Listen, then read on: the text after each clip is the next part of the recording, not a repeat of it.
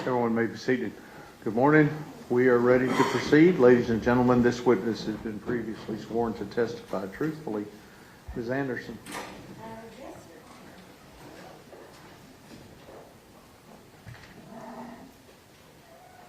sir. Good morning, Dr. Imhof. Would you please introduce yourself to the jury? My name is Eric Imhof. I am HOF. May I approach, Your Honor? Yes, ma'am.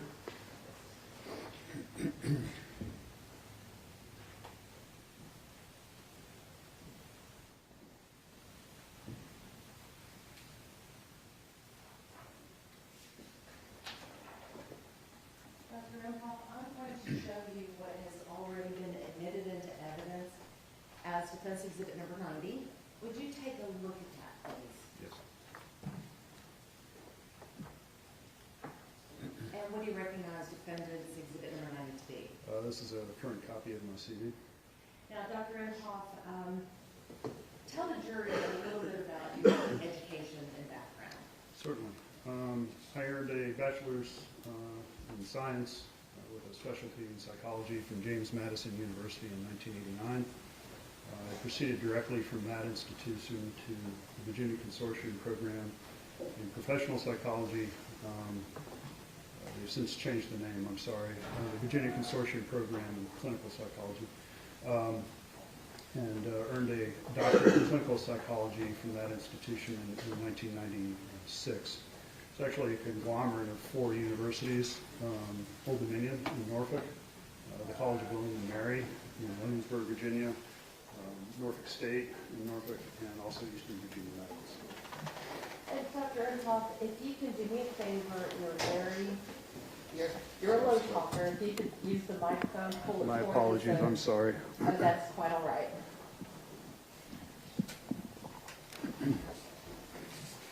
What is your profession? I am a forensic psychologist. What does a forensic psychologist do? We practice in the area where psychology and mental health issues intersect with the legal system, the criminal justice system. Our role is to help educate the court regarding mental health issues. Does that mean that you're a licensed psychologist? Yes. Okay. Where are you currently licensed? Currently, I'm licensed in my home state of Florida. I also retain my license from Virginia. I am also licensed in Alabama, as well as Connecticut, and I hold a temporary license here in Texas that was issued in September of last year. It's good for 1 year. In addition to doing forensic work, do you do any clinical work? No, I only do evaluations. How long have you been a practicing psychologist? I actually began practicing prior to earning my degree. I started in 1993. I worked in a very large residential juvenile treatment center in Portsmouth, Virginia. Tell the jury a little bit about your career. What have you been doing over the years since your graduation? Well, so I worked in that institution until I took actually a different position with the parent company. I was employed by the Pines Residential Treatment Center, which was owned by First Hospital Corporation. They then instituted a program where they wanted to do research and outcomes and study kind of the interventions we were doing with our youth to see what was more beneficial, what was more helpful. I took that position in, it was about 97, 96, 97. I maintained that position until 99 when I decided to take a position as a program director of the Department of Juvenile Justice Level 8 secure facility in Pembroke Pines, Florida, which is what then brought me to Florida. I worked for that institution, unfortunately, for a very short period of time. New management came in, they just restructured things. They put me into a position of director of research and outcomes for their company, which I didn't really want to do. And in June of 2000, I started my own practice. And I've been doing that ever since and done different work in that practice. Dr. Imhof, are you a member of some professional organizations? Yes. Are those reflected in your resume that has been admitted as defense exhibit number 90? Yes. In looking at your resume, do you have any corrections that you need to make? The only mistake I noticed this morning was I'm a member of a professional organization known as the Association for the Prevention and Treatment of Sexual Abuse, or ATSA.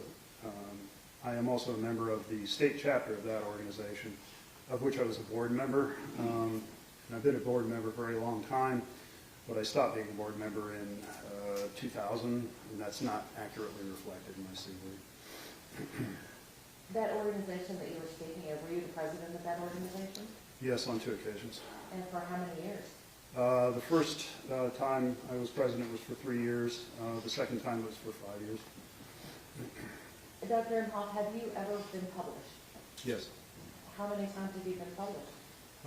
Outside of work that I did as a graduate student for professors and got published that way, the only other publication I have was a book chapter related to assessing internet child pornography offenders. Is your practice more evaluation and less research? I do no research. Have you ever presented to professionals at conferences on the topic of autism? Yes. Have you ever trained any non-mental health professionals on topics related to autism? Yes. How often would you say you speak? Maybe once every other month or 3 or 4 times a year. And we train attorneys to understand autism. We train public defenders, federal public defenders. We train prosecutors. We've done some trainings with the Sexually Violent Predator Program in Florida. We've trained probation officers at the federal level, and we also train at the state level probation officers just to understand autism and the issues that may come up during their work with them. So it sounds like you train people from all facets of the criminal justice system. Yes. Have you ever testified in court before? Yes. Both civil and criminal? No, mostly criminal. Have you testified in both state and federal courts? Yes. And have you testified for both the state or for prosecutors and defense? Yes. What's that ratio? I mean, how often do you testify for the state versus the defense and vice versa? I honestly don't keep track of that information, but I would estimate roughly about 50-50. Whoever reaches out to you? Yes. Okay. Dr. Imhof, are you being paid for your time in this case? Yes. How much is your hourly rate? My hourly rate is $450 an hour. Do you have a partner that you will work with on cases such as this? Yes. Do you and your partner offer a rate that if you both work together? Yes, we often work as a team. We take a team approach to our evaluations. So Dr. Spence has her rate, I have my rate. When we work together, we give kind of a discounted rate, which is about $600. Do you know about how many hours you put into this case? I don't have an actual calculation of the hours. We did come do an evaluation, so we traveled one day. We were here on the ground 3 days. We traveled back another day. We did write a report in this case. My rough guess, probably I spent 15 hours working on that report. Obviously, our prep time and our travel here and our time here is being billed as well. And Dr. Imhof, you mentioned a report. May I approach your honor? Yes, ma'am.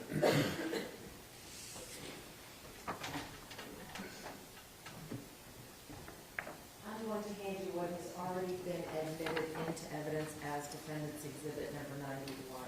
Is this the report that was prepared for this case? Yes.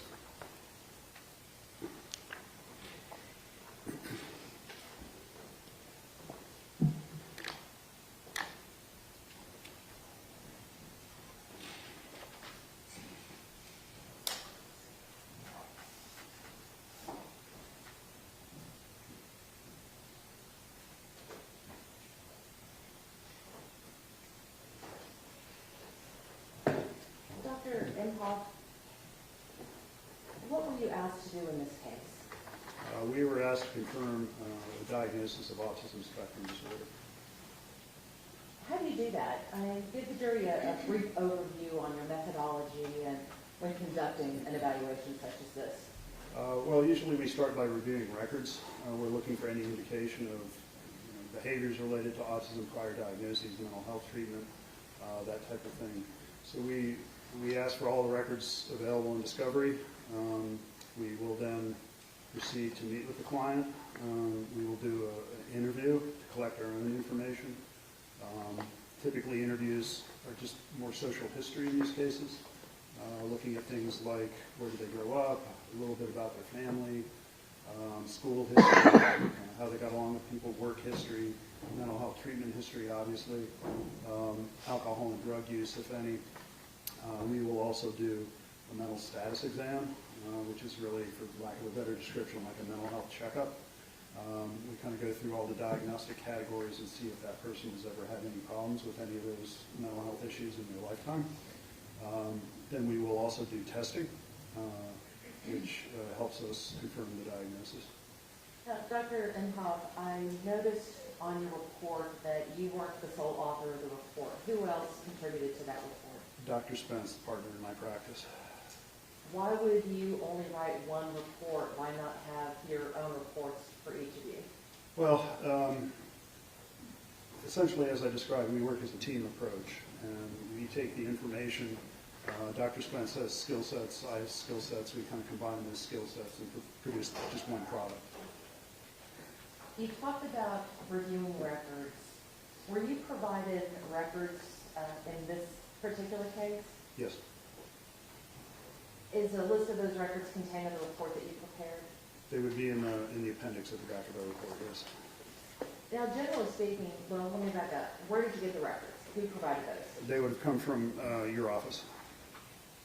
In the records that we provided to you, did that also contain discovery that was provided by the state of Texas? Yes. Did you receive and review reports from other experts in this case? Yes. And everything that you reviewed is in the report? Yes.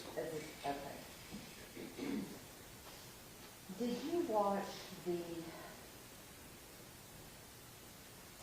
video of the abduction? Yes, ma'am.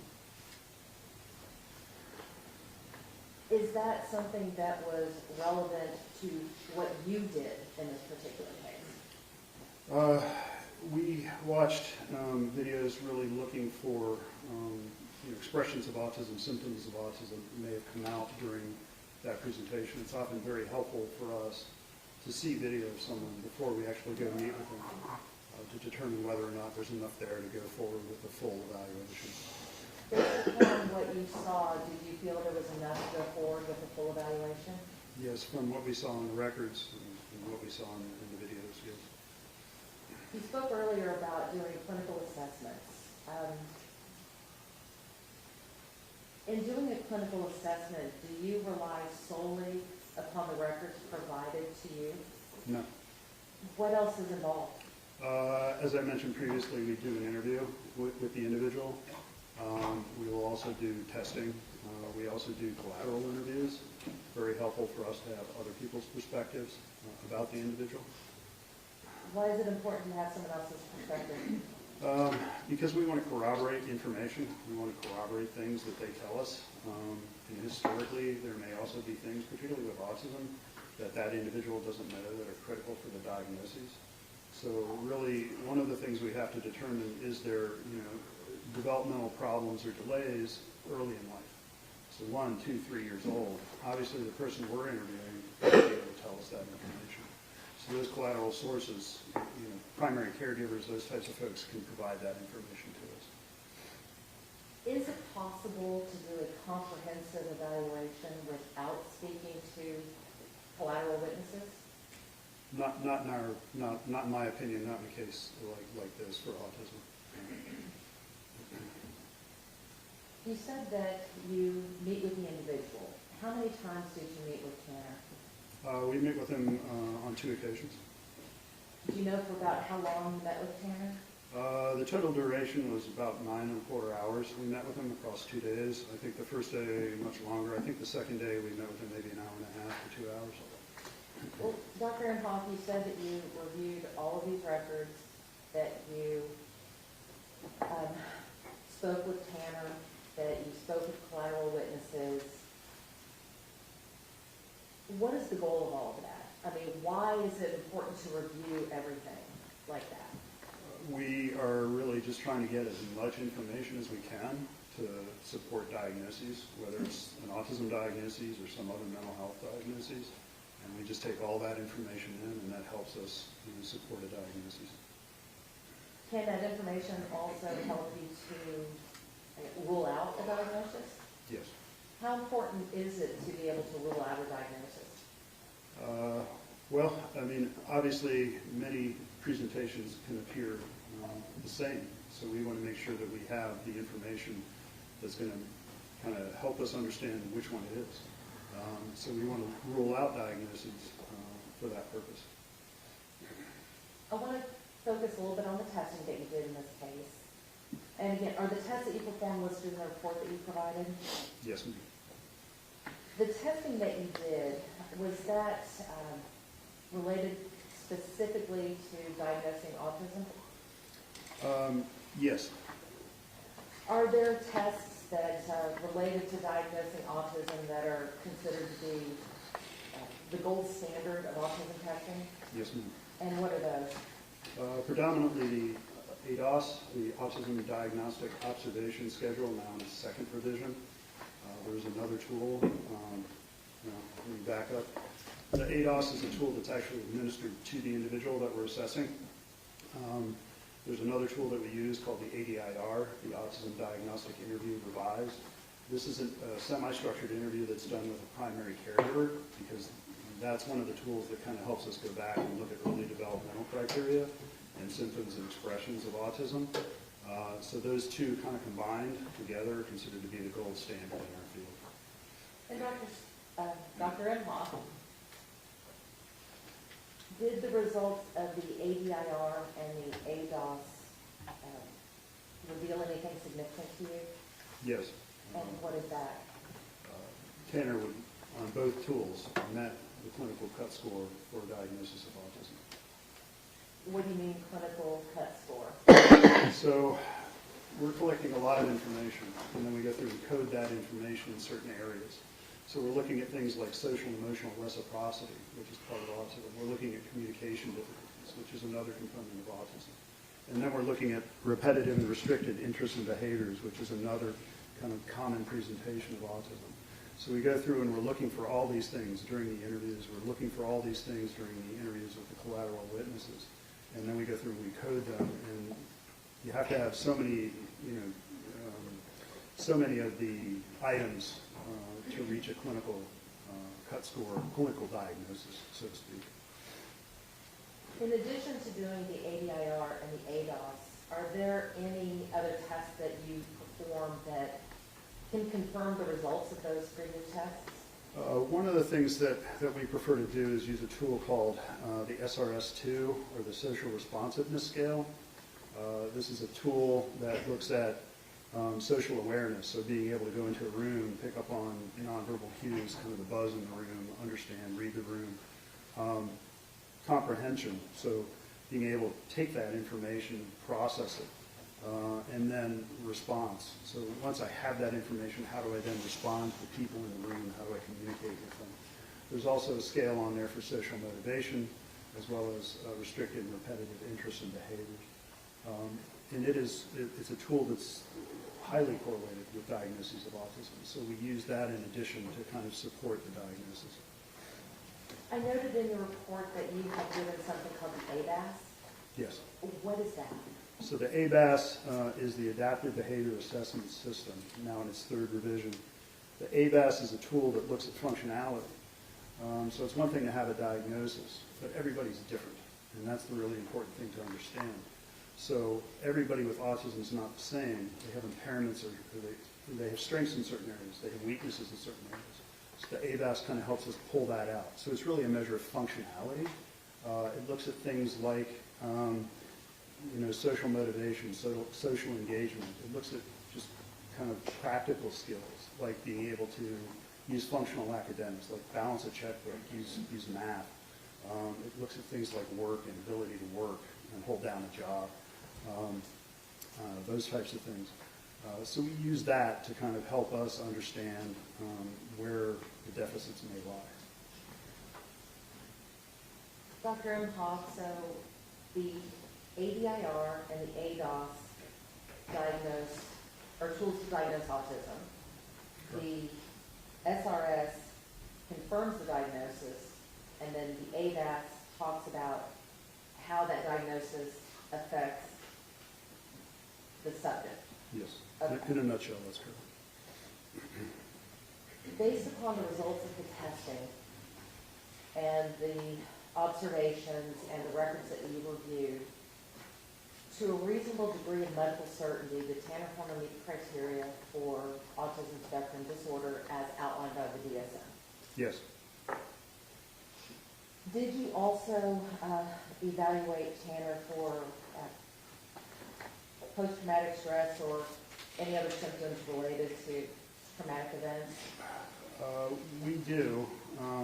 Often, and just from our experience, from our training, we know that individuals on the spectrum often experience a lot of trauma in their lives. Just because, people on the spectrum present different. So often in school, obviously, kids don't like other kids who are different, so they tend to tease, pick on, and bully them, which is a type of trauma. But also in the records, there was, multiple indications of traumatic events and trauma throughout Tanner's life. So we felt that important to capture as well. So we use a tool called the TSI, the Trauma Symptom Inventory 2. It was designed to measure PTSD, but it also provides very helpful information about trauma and the impact of that trauma on the individual. And specifically for our individuals on the spectrum, there's scales in there related to insecure attachments, impaired self-reference, so not having a good idea of sense of self, who one is, and how that often is taken advantage of by others. So we tend to look at that as well. What did that test reveal to you about Tanner Horner? What that test revealed was a lot of significant trauma in his life.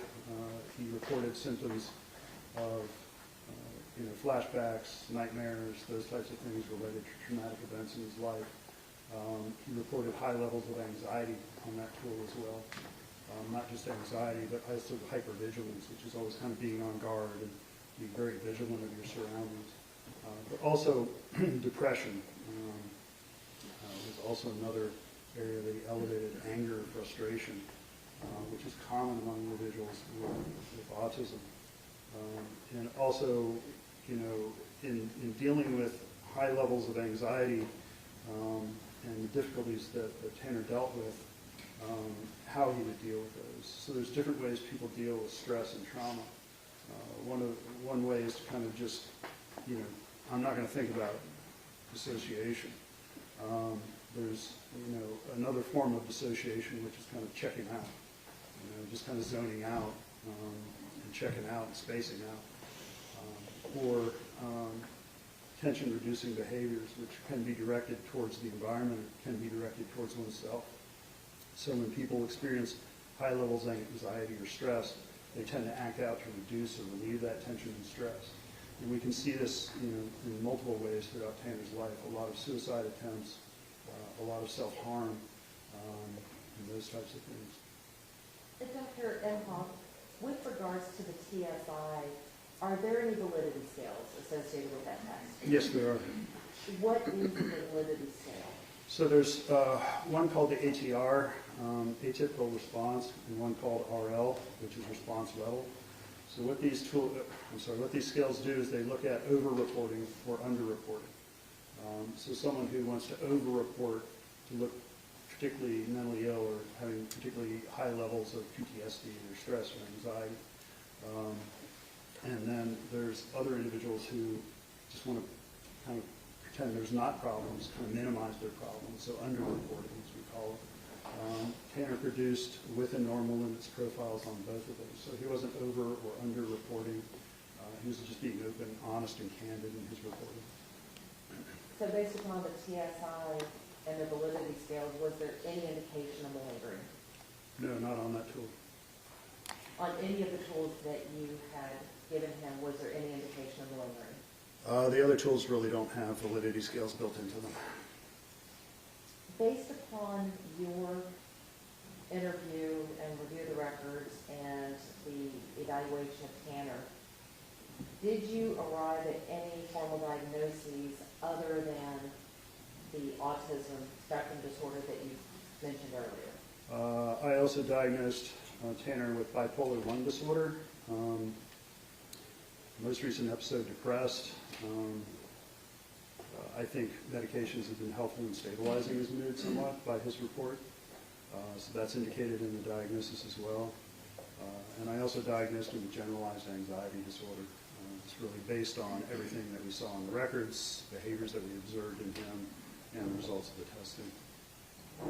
And lastly, Dr. Imhof, based upon the records, the 9 hours that you spent with Tanner and the review of all of the evidence in the case and the interviews with the collateral witnesses, were you able to determine if Tanner met the criteria for antisocial personality disorder as set forth in the DSM?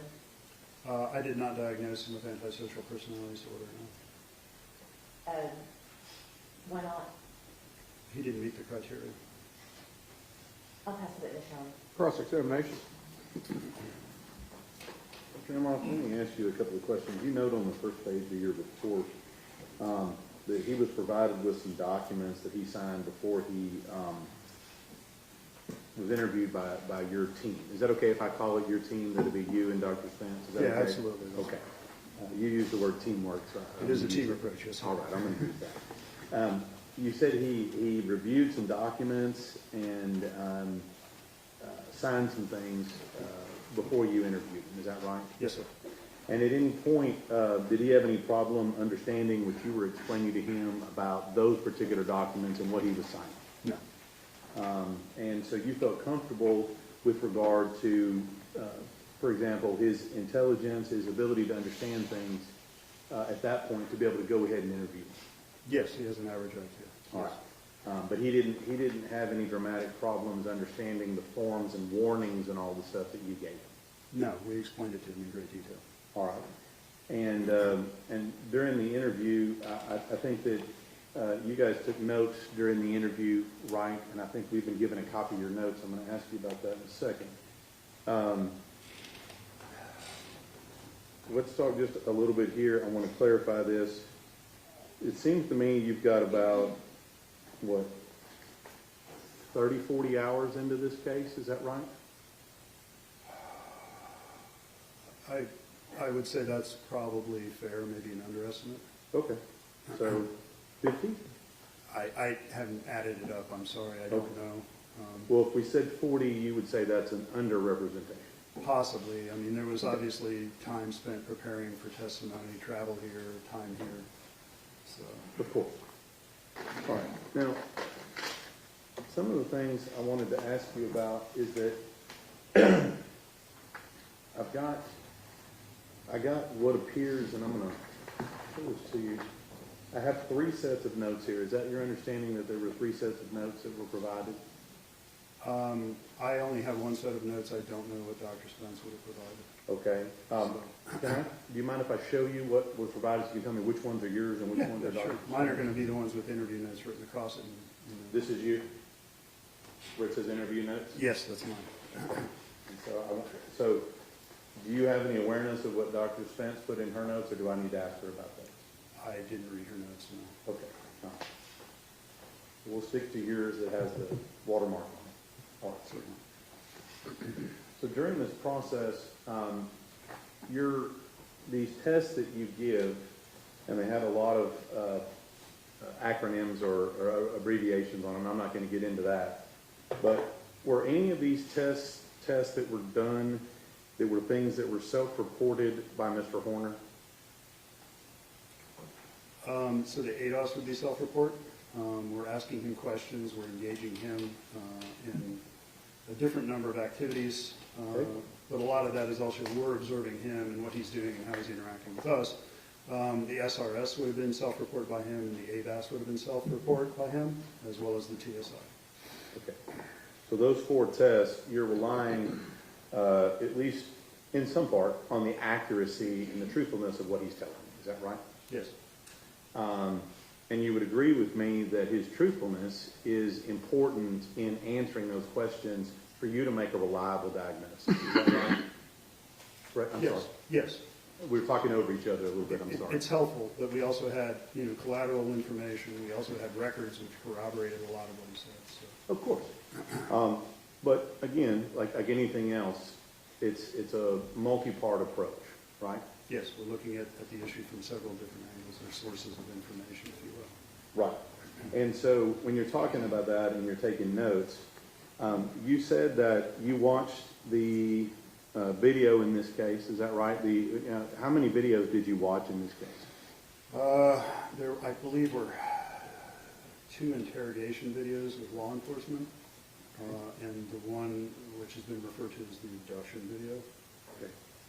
And you felt that that was relevant to your assessment in this case? Yes. Okay. So just give me the highlights here. You watched all these videos. What do you think is displaying Mr. Horner's autism in these videos? So one of the reasons we watched the interrogation videos is it had to do with this reference to zero and the possibility of multiple personality disorders. And I was interested in seeing his presentation at those times.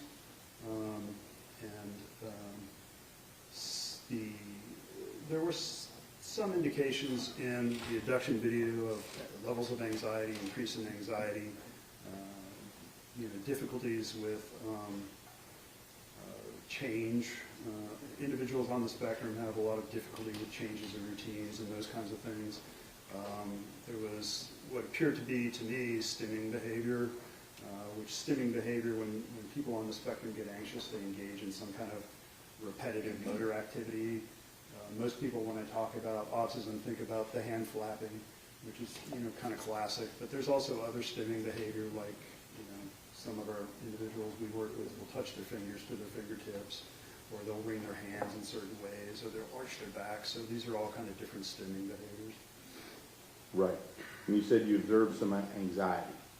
It appeared that he was very anxious in parts of the video that we watched. You'd agree with me, if you just kidnapped a child, you'd probably be a little anxious, wouldn't you? Well, that was actually prior to the abduction portion. Okay. Did you talk to him about what he was doing in those videos? Did you have any discussion with him? We did not talk to him about facts of the case. Okay. But you watched the audio and you made some assessments from it, but you didn't talk to him about it. Videos, no. You didn't feel like that was important as part of what you were doing here? Well, talk to him about it? Actually, we did talk to him a little bit about zero, the alternate identity. I did ask him some questions about that. But ultimately, you concluded zero's not a multiple personality at all. In my opinion, he would not qualify for multiple personality disorder. Right. And so as part of this, you also said, I want to get this right here, you asked him about his substance abuse? Yes, sir.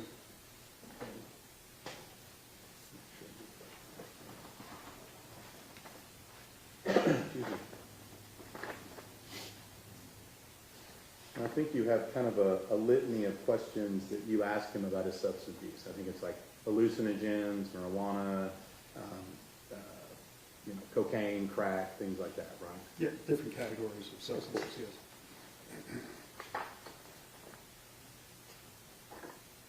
And do you remember what his responses were to you and what you put in your report on those particular questions? Well, off the top of my head, he I'm going to interrupt you here. Let's do this. Let me just take you right to that part of your Okay. report, and that way we don't have to do it off topic. Can you go to page 9 of your report, sir? Yes, sir. Thank you.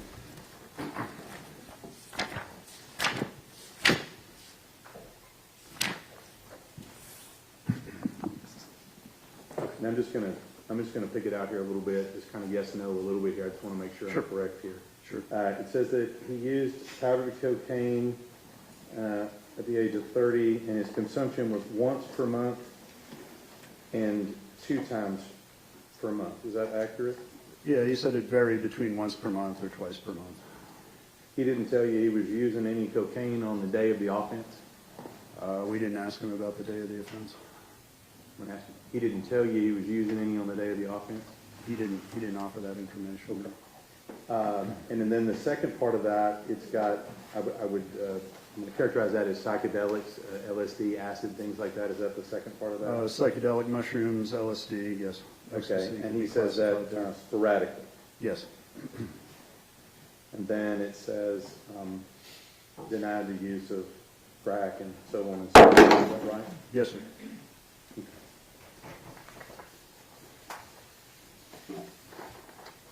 Now, on these tests, Doctor, we talked a little bit about, you said 4 of the tests that you gave at least required some portion of answers and reporting by Mr. Horner himself.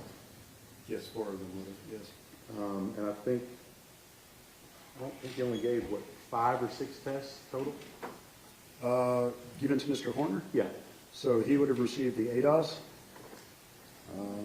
the SRS, the ABAS, and the TSA. So all 4 of the tests that you gave him required some information for you to complete the test directly from Mr. Horner. Yes. I don't know that I classify it that way. Some were just self-report forms where he fills them out himself. Okay, so It wasn't interactive.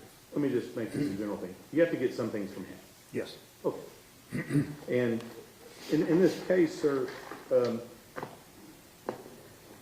you're aware that, from reading all this stuff, that Mr. Horner has had a pretty serious propensity for telling falsehoods and making up different stories. You're aware of that, right? Objection, Your Honor, to the characterization. Just going to rephrase your question. Are you aware that Mr. Horner has told untruths with regard to the facts of this case? I'm aware that Mr. Channer has told different stories to different people. And were you aware of that coming in before you did these tests where he required him to have self-report? I'll think about that for a moment. I would believe so. I don't recall specifically. Okay. Honestly, I'm sorry. Well, you reviewed an extensive amount of records according to your affidavit, is that right? Yes. And you reviewed the other expert reports in this case, did you not? Yes, those would have come after we saw him. Yes. Right. And so you're aware that at least as to his initial story in this case as to what he did, that's untrue. I am aware that there have been multiple stories in reference to what actually transpired by him. So knowing that, going into that, how can you place any faith on what he's telling you is accurate and true if you know coming in that he's not been truthful in the past? Well, as I mentioned previously, one of the tools that we use has validity scales in it. So it looks for over-reporting, under-reporting, that type of thing. We also had corroborating information. That's why we did collateral interviews with other individuals. We had school records. We had records from mental health treatment facilities. So through that, we were able to identify consistent information. But things like things that he reported to you about his feelings, things that he reported to you about how he relates to other people, things of that nature, that would come solely from Mr. Horner, correct? From his perspective, yes, but also, as part of the ADIR, we are asking primary caregivers, how did he relate to other children his age? Did he play with them? Did he seem to get along with them? Did he seem to understand rules of the games, follow the rules of the games? All those types of things that engage social interaction. We also, there's questions in there about, is he able to describe his feelings to you? Did he seem to have one expression all the time for one, just one expression all the time, or would his expression vary depending on the situation? So there's a lot of corroborating information. I guess what I'm getting at, Doctor, you're telling us you believe what he was saying. I believe that the tests were valid, yes, because actually 2 of the tests, the SRS and the ABAS, were also completed by his paternal grandmother with very similar scores. And I'm going to ask you just the last thing. So your notes in here have the watermark on it, Yes, sir. and I just want to clarify this with you. Dr. Spence's notes are the ones that look like that. They just have the print on them and no watermark. Yes, my notes would have the watermark. You'll have to confirm with Dr. Spence. Those are her Well, notes. let me ask you this. There were only 2 people involved in providing notes in this I would case? assume they're Dr. Spence's. I would, I can't really see them, I'm sorry. that's okay. If we got Pretty far 2, away. perfectly okay.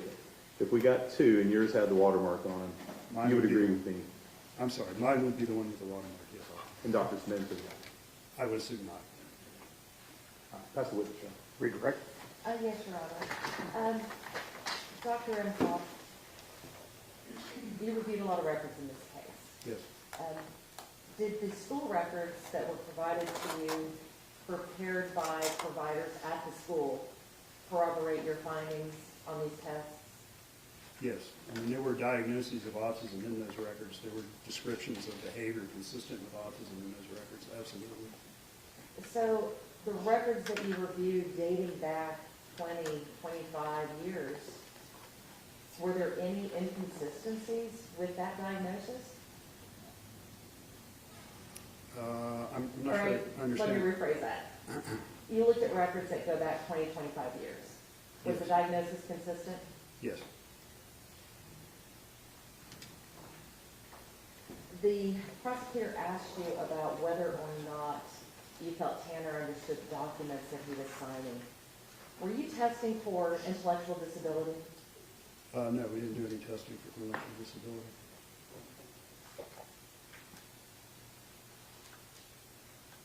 May I have a moment, Your Honor? Yes, ma'am.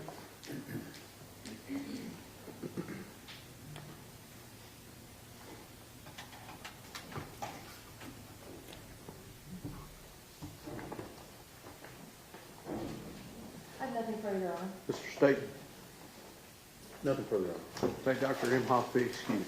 No objections? Thank you, sir. Thank you.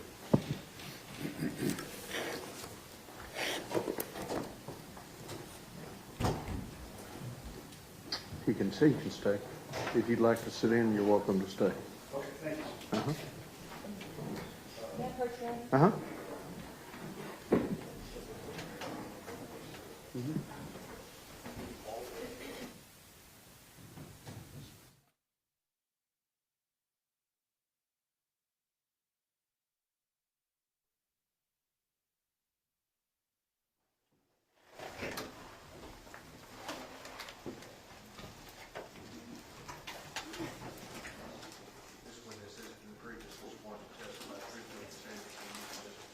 Okay.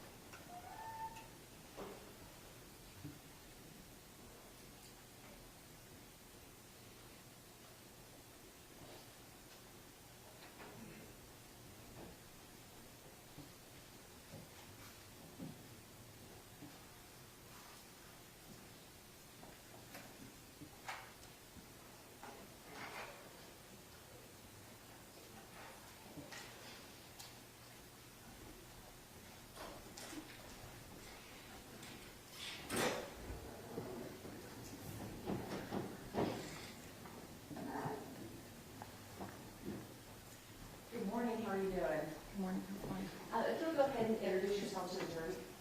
Hi, I'm Kim Spence. And you're also very soft-spoken. If you could hold the microphone up to you just a little bit, that would be. I'll do my best. Is that better? Dr. Spence, I'm going to hand you what has already been offered into evidence as defendant's exhibit number 92. If you'll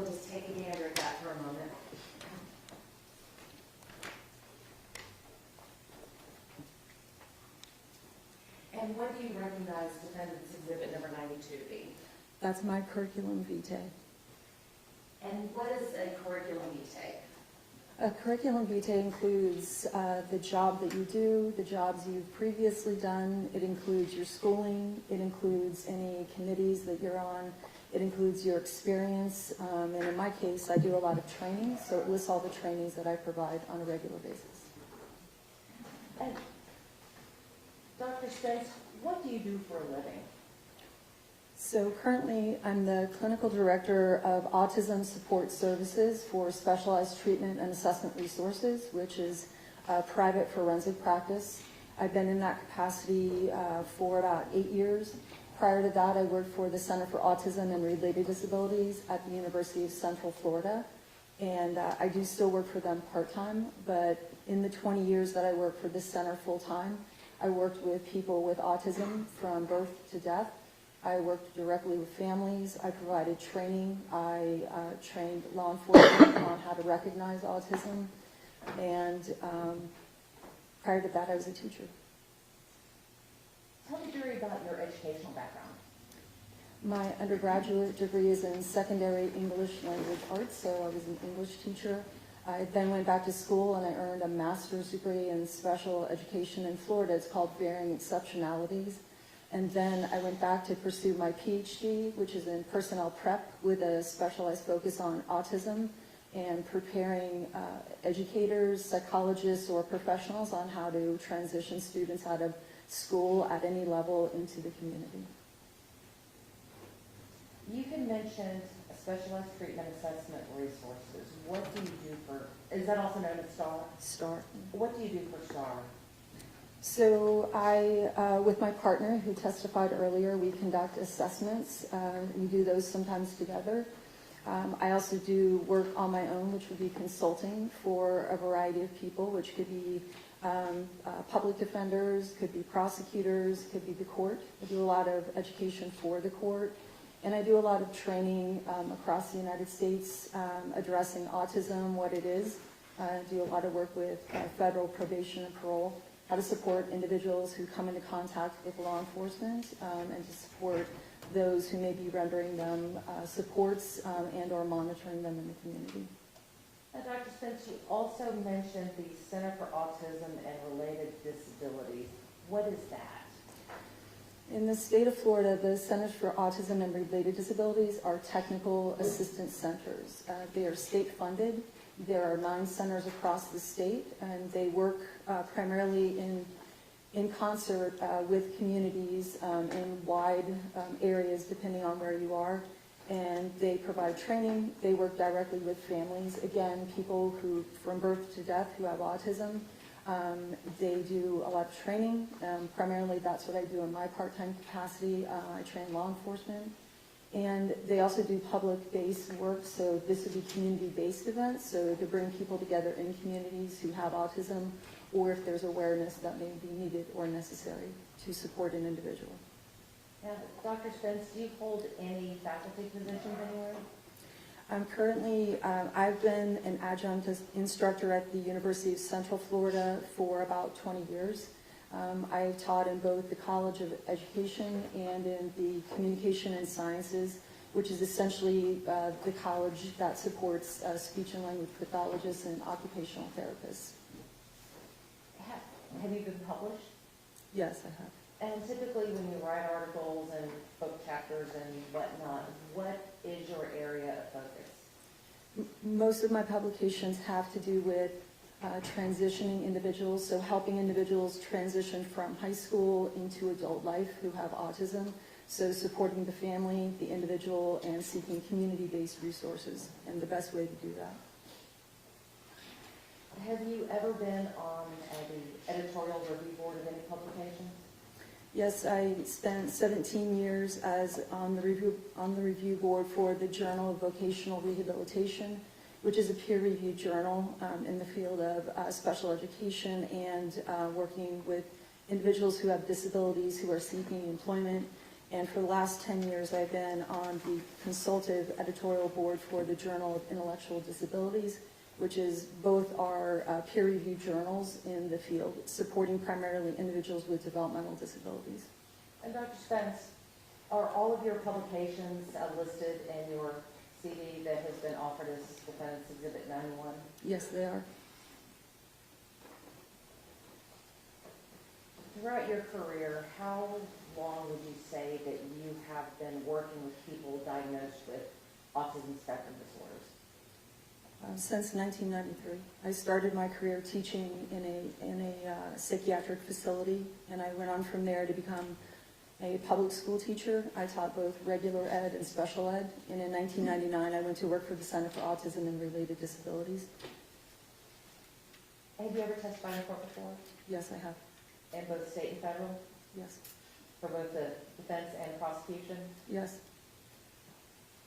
About how many times do you testify for each side? What's the ratio there? I don't keep track. I'd say probably 60% defense and 40% prosecution. And Dr. Spence, are you being paid for your work in this case? Yes. What were you asked to do for the defense in this case?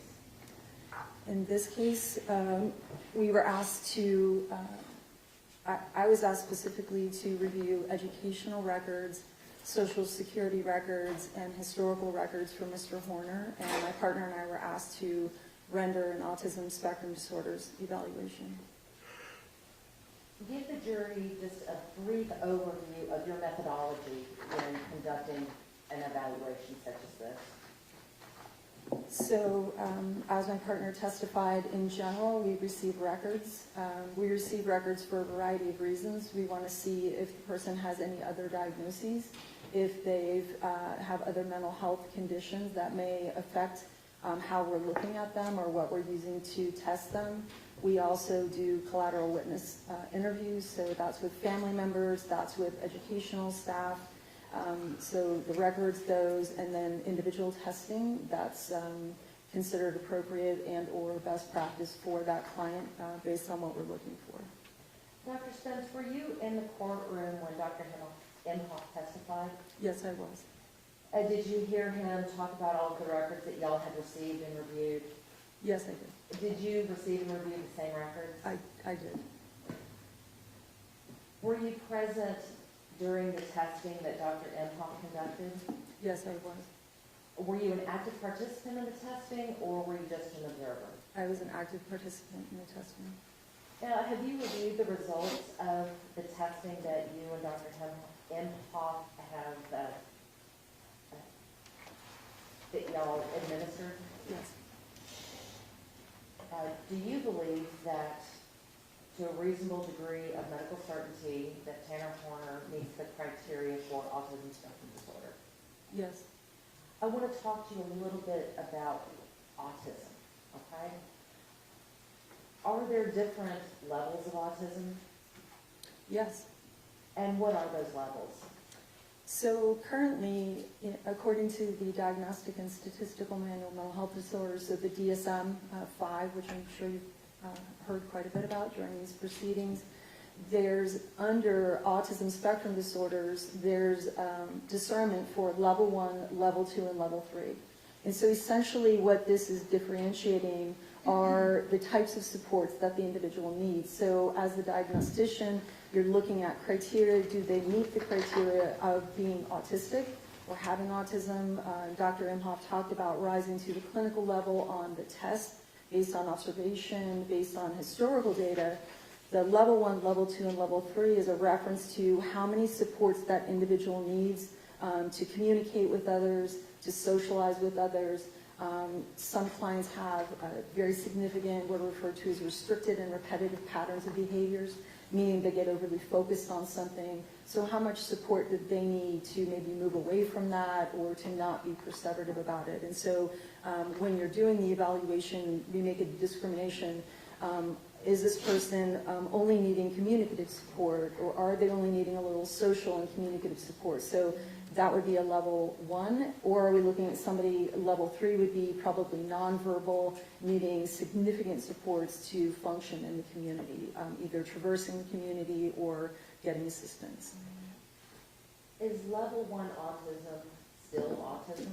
Yes, absolutely. And when you have these people who are on level 1, do they still have deficits? Yeah, absolutely. So by definition, you have autism with each of these levels. So meeting the criteria means you definitively, there's certain things you have to have. So under criterion A, problems with reciprocity, problems not understanding nonverbal social cues, difficulty with relationships and friendships. And then under criterion B, there's a variety of things. So you have all those things. But the way that it looks in somebody who has level 1 and the way that it looks in somebody that has level 3, it looks different. And so I think about this like looking at Swiss cheese, let's say, okay? I have 2 blocks of Swiss cheese, but the holes are different, okay? They're the same, but the holes are different. So the way they're going to experience things, the levels of help that they need is going to be different. Dr. Spence, one of our other witnesses had said that there's a saying in autism circles that if you've met an autistic person, you've met an autistic person. So that's a quote that's attributed to Dr. Stephen Shore, who is a person with autism, and yes, it's very true in that I've worked with thousands of people that have autism, that they each have a unique presentation. So do all people with autism, do they all share common characteristics? Yes, by virtue of having the diagnosis, again, we would expect to see difficulty with reciprocity, problems with not understanding, not picking up on nonverbal social cues, difficulty on the whole in relationships, and then we see rigidity, need for sameness, structure, wanting to be scheduled, and then, as I mentioned, sometimes overfixation or repetitive behavior that's surrounding an object or an item. During your evaluation of Tanner, did you observe any of those symptoms that you just related, the rigidity, the need for structure, things of that nature? Yes. What did you observe? I remember during the first day, Mr. Horner, based on the records, likes structure, likes to know what's going to happen, and likes a routine. And so during the evaluation, he became very focused on when his medication was going to come, and to the point where I finally got up and went and asked one of the guards because it didn't come at a certain time, and he reported to us it really bothered him when the meds did not come at a certain time. Though he knew they were coming, again, this would be kind of a common symptom that we see. I want to get back to some of the common issues or some of the symptoms that we deal with in persons with autism. You had talked about getting services and about transitioning from high school to adulthood.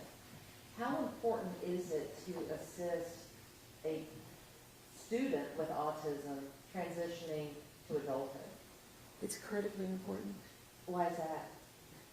If an individual who's exiting school, finishing high school, is not properly prepared, they often end up not working. They often end up not going on for additional education if they've not been adequately prepared to transition out of high school. And if, depending on the kinds of, most of my clients and many people that have autism have co-occurring conditions.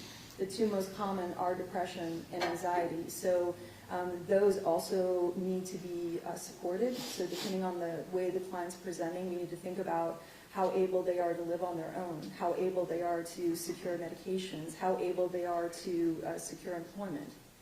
And there needs to be a good solid plan for that, supports for that. And for many of my clients, they need support well into adulthood to be successful. You mentioned co-occurring and comorbidities. Anxiety and depression, how does that affect how does all that work together? The autism, the anxiety, the depression? Can you be more specific in your question? I'll try to ask a better one. You had talked about comorbidities. What is that? And why is it important to understand? So comorbidity means, so if you have a person and they have a diagnosis of autism, comorbidity means The depression is another standalone diagnosis, meaning that their symptoms rise to a clinical level of recognition. Same with anxiety. So independent of the autism, they also have these conditions. I think that's what you're I think that's what I was trying to ask. Dr. Spence, is there a cure for autism? Yeah. Is it a lifelong diagnosis? Yes, it is. What can we do to help transition students with autism into adulthood? Well, there's a lot we can do. I mean, we look individually at the needs of the individuals, but for individuals who have complex behavioral histories, we look at applied behavioral analysis. For individuals who are having difficulty with depression, we want to make sure they're being adequately treated, if that be medication, if that be therapeutic intervention. So really individually looking at the client and what they need is critically important. And again, when we have an individual that has multiple things happening, most of my clients have multiple co-occurring conditions. ADHD, some have OCD. All of those need to be thought about in terms of what kinds of supports you need and how also to kind of maintain those. So once you move away from parental or caregiver managing that you're able to actually manage that. And that's very important. Dr. Spence, based upon the records that you reviewed, were you able to determine whether or not Tanner received services during school? Yes, he did. And were these the type of things let me back up. Were the services that he received in school the type of services that, might help him cope while in school? Yes. Are those the type of services that might help him, I guess, for lack of better words, navigate life as an adult? I think some of the things that were being worked on, particularly with the in-home trainer, would be things that, had they continued to be provided, would have been helpful during the transition period into adulthood. Was there any indication that services were provided in any form or fashion after he graduated from high school? Not that I saw. So what happens if the training that he learned in high school isn't reinforced by the additional services after school? For most people, it's quite unlikely that it will carry over, or what we call generalize. So people with autism have a difficult time generalizing. So if I teach you a certain skill in a certain environment, they often have difficulty taking that skill and then applying it to a new environment. So if there had not been some either method, instruction, or targeted intervention that was going to continue to teach those skills that would be needed, it'd be very unlikely for somebody to maintain those on their own. Dr. Spence, I want to shift your attention to the Social Security records that have been offered into evidence in this case. In order to receive a disability benefit, must you have a diagnosis? For Social Security, yes, a qualifying diagnosis.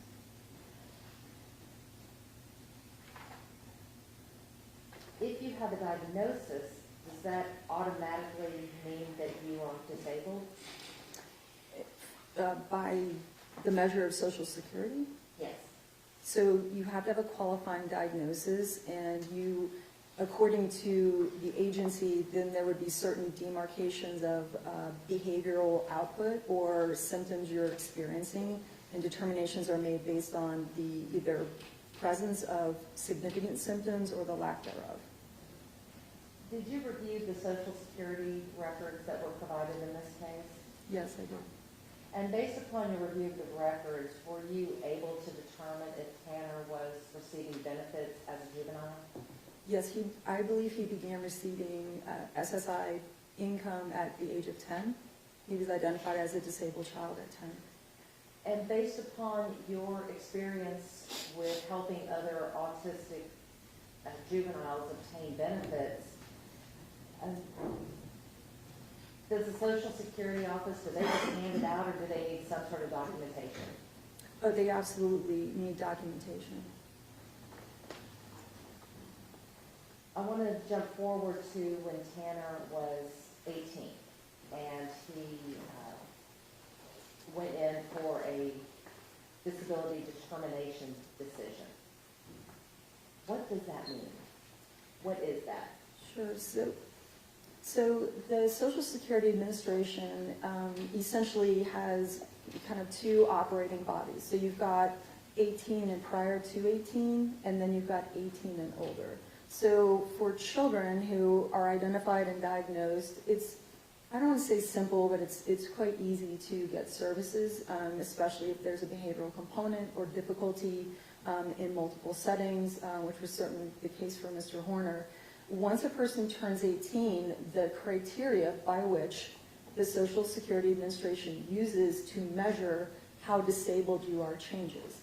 Okay? So as you get older, there's going to be decisions about how able you might be able to work. How able are you going to be able to live on your own? How able are you going to be able to function? So there's kind of two different ways that is looked at. And in that determination, usually you meet with an individual meets with an evaluator who does an interview, may do some testing, and then they will pass along their recommendations to the Social Security Administration, who then determines whether or not the individual meets the criteria to continue to receive Social Security income benefits. Now, you said that the determination for a juvenile was a little more lax than as an adult. Even as a child, will you be required, or will that child be required to have a disabling diagnosis? Yes.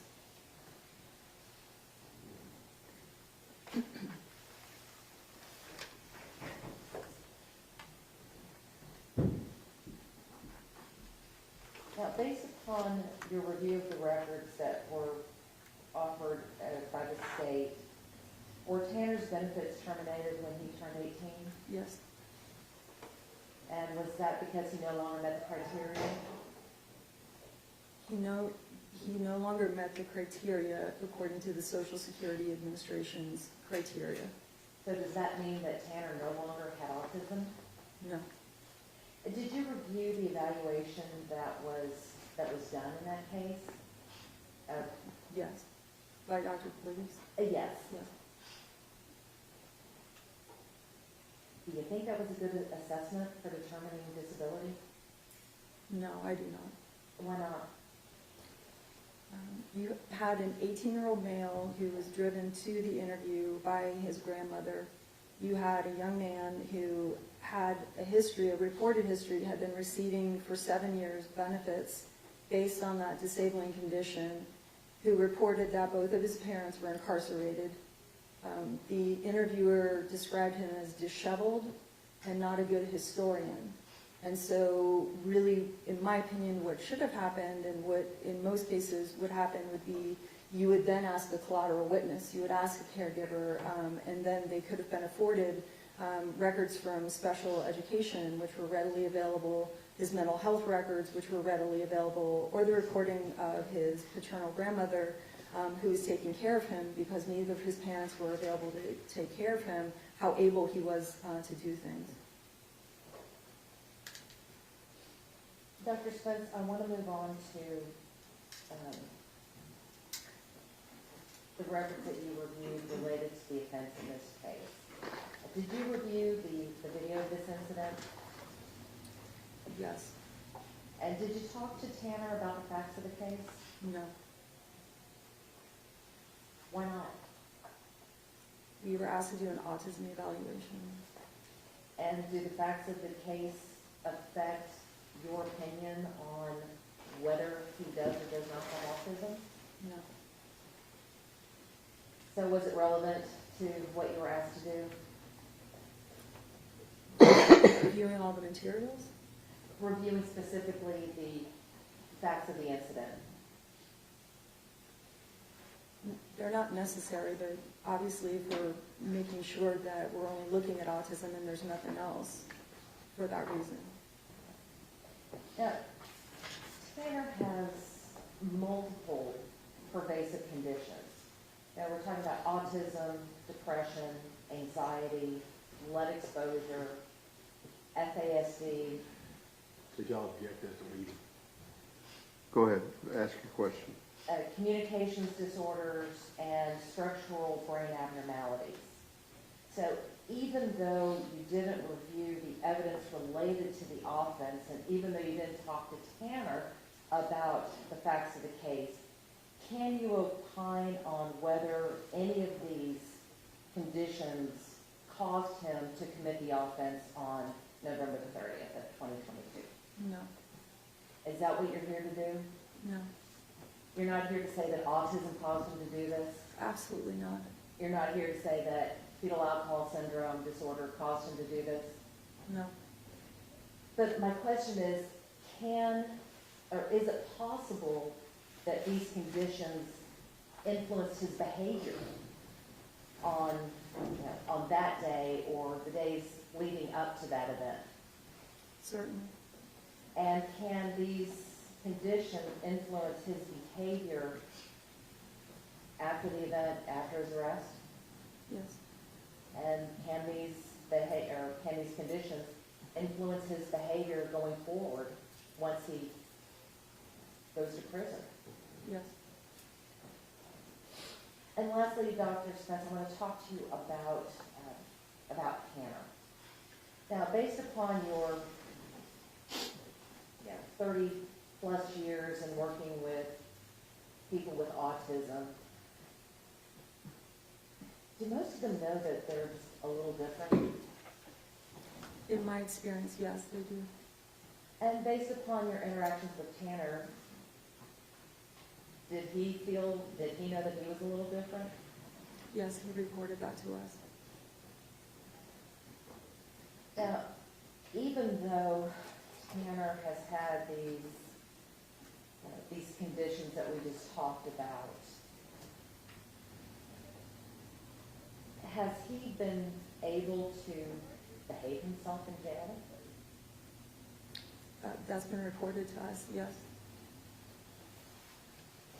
You talked earlier about that people on the autism spectrum like structure and routine. Did you find that to be the case with Tanner? Oh, definitely. Why do you say that? He reported the things that he does during the day, which is actually one of the questions that's asked during the ADOS, that he likes knowing what comes next, he likes knowing what the routine is, he likes knowing what to expect, he likes maintaining the schedule as much as he can. Change happens. Did you agree with that? Of course. And change happens that is not within the control of, not within our own personal control. Can we control what other people do? No, Can we control what other organizations do? no. So it's been suggested that any change in routine will always result in a meltdown, which could devolve into violence. Has this been your experience in dealing with autistic clients for over the past 30 years? No. And based upon your evaluation and your interviews and your observations, how well has Tanner adjusted to life in jail? By all accounts, he seems to be doing well. Do you have a moment, Your Honor? Yes, ma'am.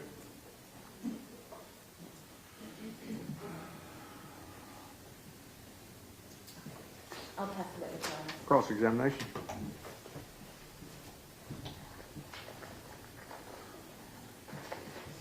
Tim, you just answered a question about autistic people in general resulting in violence. Is that what your testimony is? They don't generally do that, do they, autistic people? I'm sorry, They don't generally have a meltdown and resort to violence, do they? The proportionate rate would be a low percentage, yes. Right. When you were asked that question, I think is more of a question of, do they have a propensity for violence? You would agree that autistic people do not have a propensity for violence? Some. Right. But you know in this case that this particular case, this particular person you're saying is autistic did indeed resort to high order violence, correct? Yes, and sexual assault. Yes. And you listened to the audio. I saw audio, I believe there's 4 or 5 tapes, so I saw just after she was abducted and the camera was covered, but I have read the entire transcript of the full audio.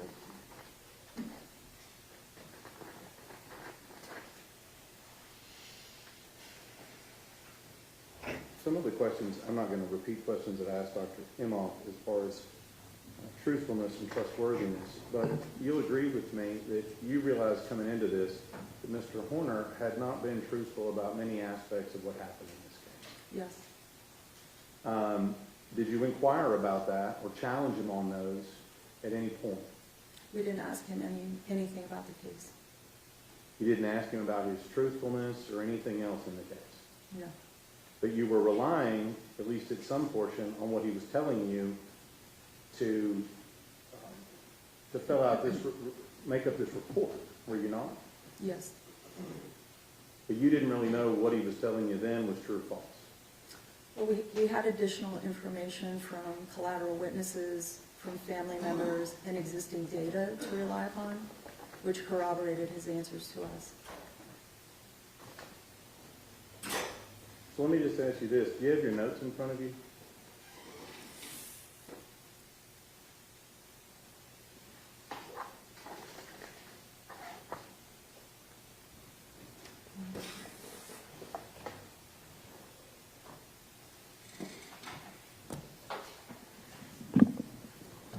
And man, your notes weren't titled, so I'm going to try to direct you to where I want to go.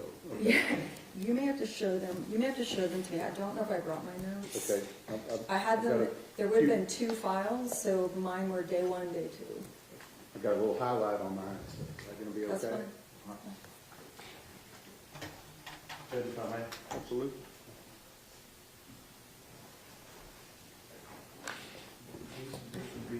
That appear to be your notes, Yes. absent my highlighting and Chicken Strand. Yeah, absent your addition. Okay, thank you. So in the report here, in your notes, this would be what Mr. Horner is telling you, correct? I'm capturing as much information as I can. Yes. So in your report, we just heard from Dr. Imhof, and I'm just trying to clarify accuracy here. Mr. Horner reported cocaine 1 to 2 times per Your Honor, month. if counsel could direct me to where he is referring. That's on page, there's not page numbers here, I'll show you the page. Do you have a timestamp? There are timestamps on there.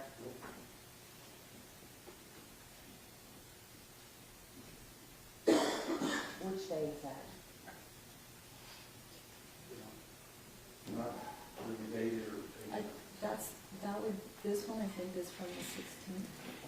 Oh, Okay. no, that's the report one.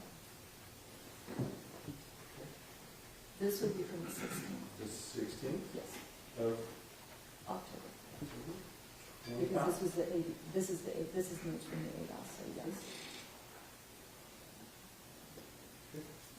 So back to my question here, when you're talking on page 9 of your report here, just for an example, you talk about him using cocaine you're asking that, right? It says 1 to 2 times per month. But your notes here say he started using it daily. Is that correct? Mm-hmm. And then this report says that he denied the use of crack cocaine, but you say yes, he was using crack cocaine. Is that right? Yes, that's correct. And then with regard to hallucinogens, you say it sporadically, correct? Or the report? Yeah. But yet, is that right? Sorry, on page 9? Is that right? Yes. that's Sporadically? Correct. But yet your notes reflect lots of ecstasy and lots of acid. Is that right? That's correct. So those don't match, do they? They do not. So is your report correct or are your notes correct? Well, those are my notes, and the report is a collaboration between Dr. Imhof and myself. So often he will write sections of the report, and I will write sections of the report. So that appears maybe to be more reflective of the data that he collected during the interview.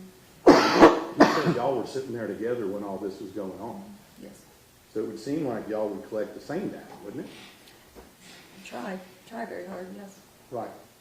So, but this is all information that Mr. Horner is reporting to you, Yes, that you believe is accurate, is what you're telling us. to the best of my ability, yes. Okay.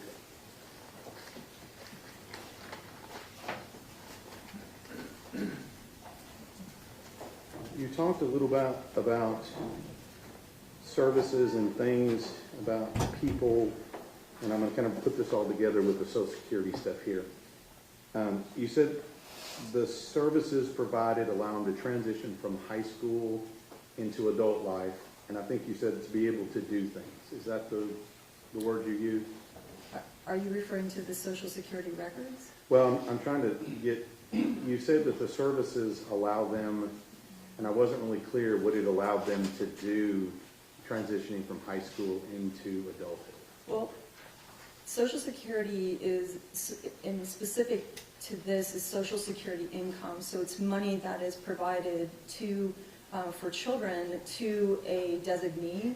And once somebody is 18, if they continue to meet the requirement, then the money would be provided to them. Let me stop you.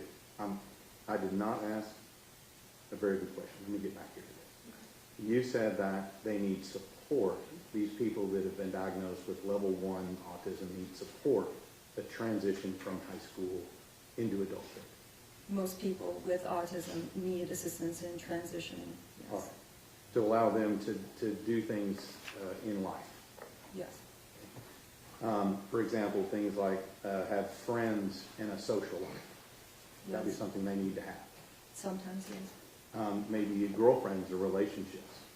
often, What about work, being able to work and be able to earn income, for many, yes, they need assistance.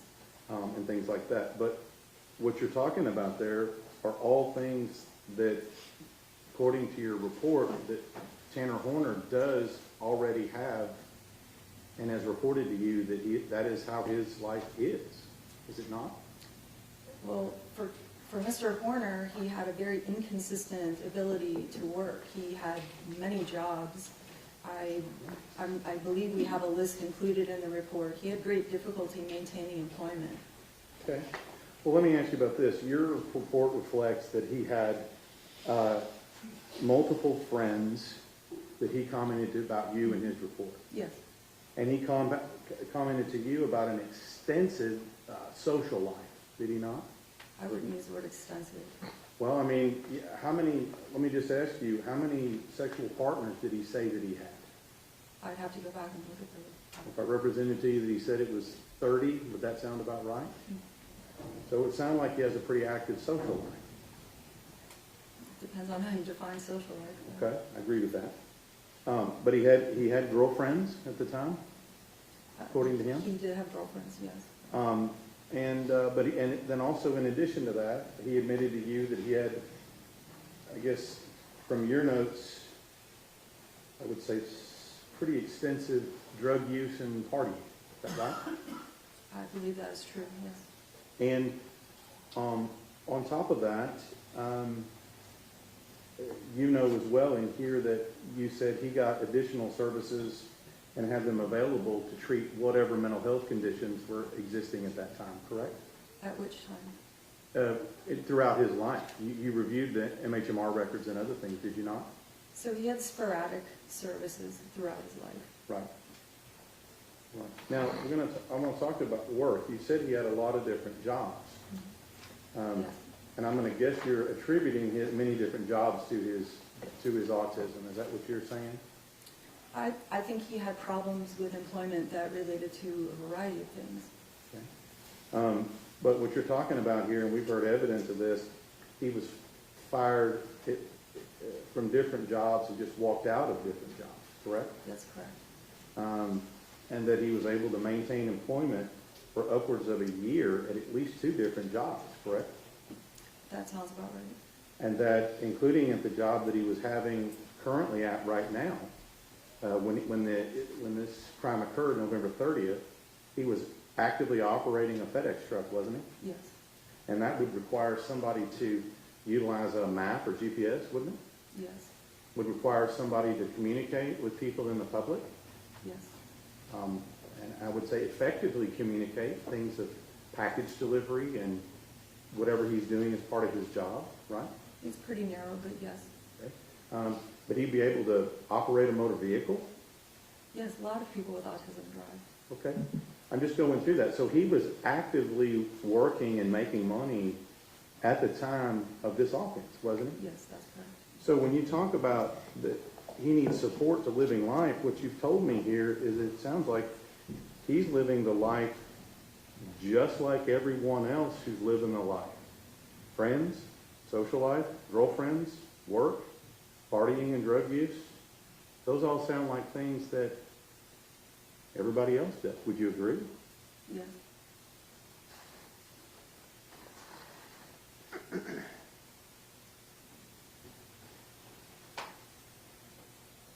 Excuse me. Let me get it.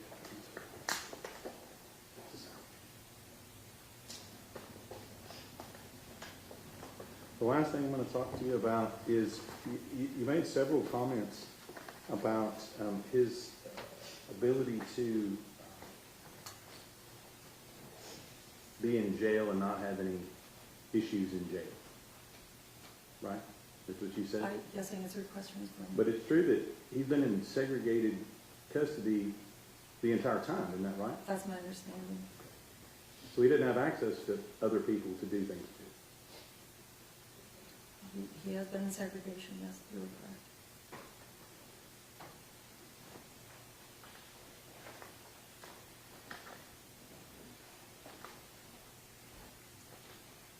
Pastor Shaw. Read the record. Yes, Your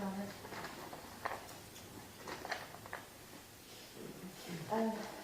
Dr. Spence, the state has spent a few minutes talking to you about the strengths that Tanner may possess. Being able to drive a car, follow GPS, things like that. When we are dealing with people with neurodevelopmental disorders, as a clinician, as a psychologist, as a forensic person, do we focus on their strengths or do we focus on their deficits? Their deficits, Why is that important? because that's what we target for treatment. So the fact that he can drive a car, does that mean he's not autistic? No. The fact that he was able to say hello and deliver a package, does that mean he's no longer on the spectrum? The fact that he was able to have a girlfriend, does that mean that he is not level 1? No. When you look at the deficits, what are the deficits that presented for Tanner? For Mr. Murr specifically, he had a lot of difficulty with reciprocity. So reciprocity is something that if you are neurotypical, you're able to do without thinking. So when I arrived today and I began interacting with guards outside. I said, hey, how you doing? They responded back. We had a brief conversation, and then I knew the conversation was done. They knew it was done. And so people that have autism often will continue to talk to people. They'll talk over the top of people. They're unable to read the nonverbal social cues that the conversation is over or that it might be inappropriate to have it at all. So he has a lot of problems in engaging in appropriate reciprocity. He has substantial difficulty with nonverbal social cues, so things that we would look to in a facial expression, in tone of voice, in an inference where we're trying to explain something, he really struggles with those. And while, as was pointed out, he did have friends, the healthiness of those friendships, the reasons for some of those friendships, I would certainly question. That I would say those are the things that impacted him the most in interviewing, in records, and in the historical data. And Dr. Spence, the state pointed out in your notes that, did you have a copy of your notes? I don't believe I have a copy of them. May I approach, Your Honor? Yes, ma'am.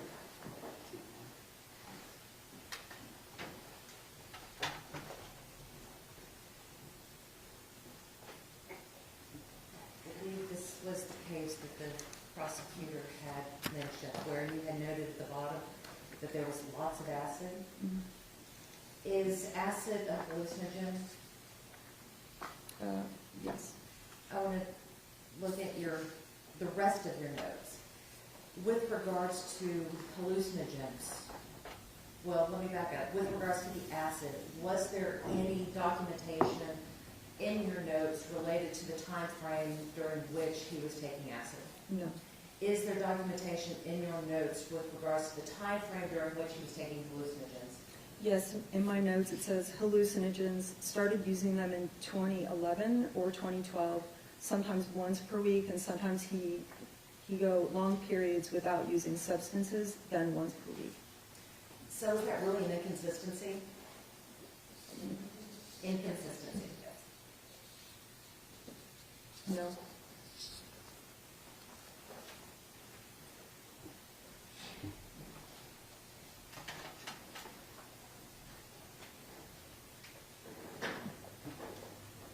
The last thing that the state talked to you about was to Dr. Imhof. Yes.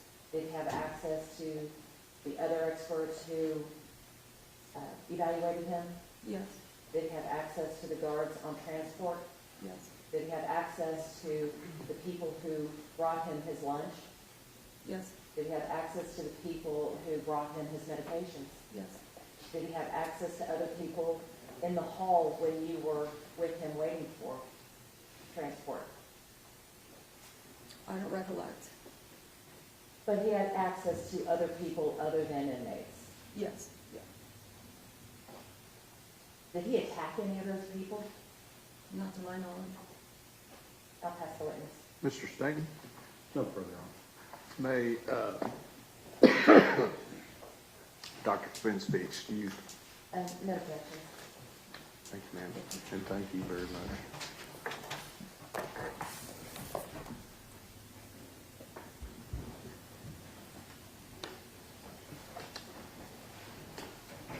Okay, we're going to break for lunch. It's on its way. It'll be here shortly, okay? So, see you in a little bit.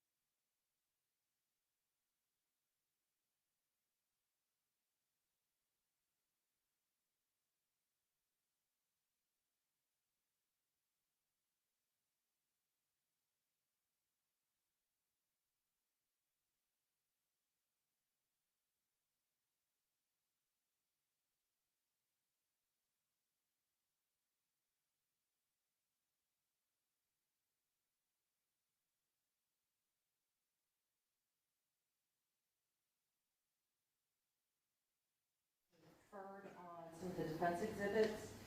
And we have defense exhibits number 96 through 109, which are photos that we would be offering into evidence. Any objection? Good to go. So defense 96 through 109 will be admitted. We also have defense exhibits number 110 through 114. Any objection to those?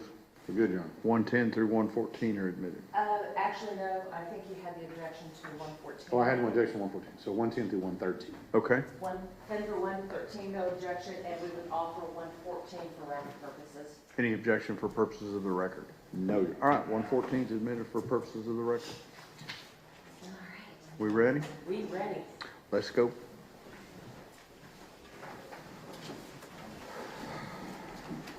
Just like that. You want to keep your license and we appreciate You it. want a piece of bubble gum or something?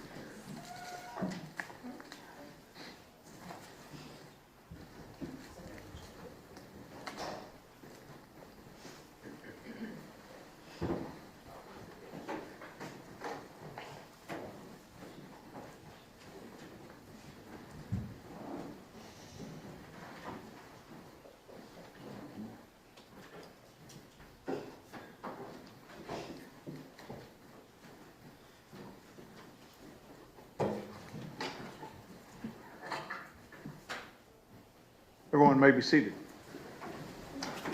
We are ready to proceed, ladies and gentlemen. This witness has been previously sworn to testify truthfully. Can all of the members of the jury see the witness? Okay, all right, very good. Ms. Anderson. Thank you, Your Honor.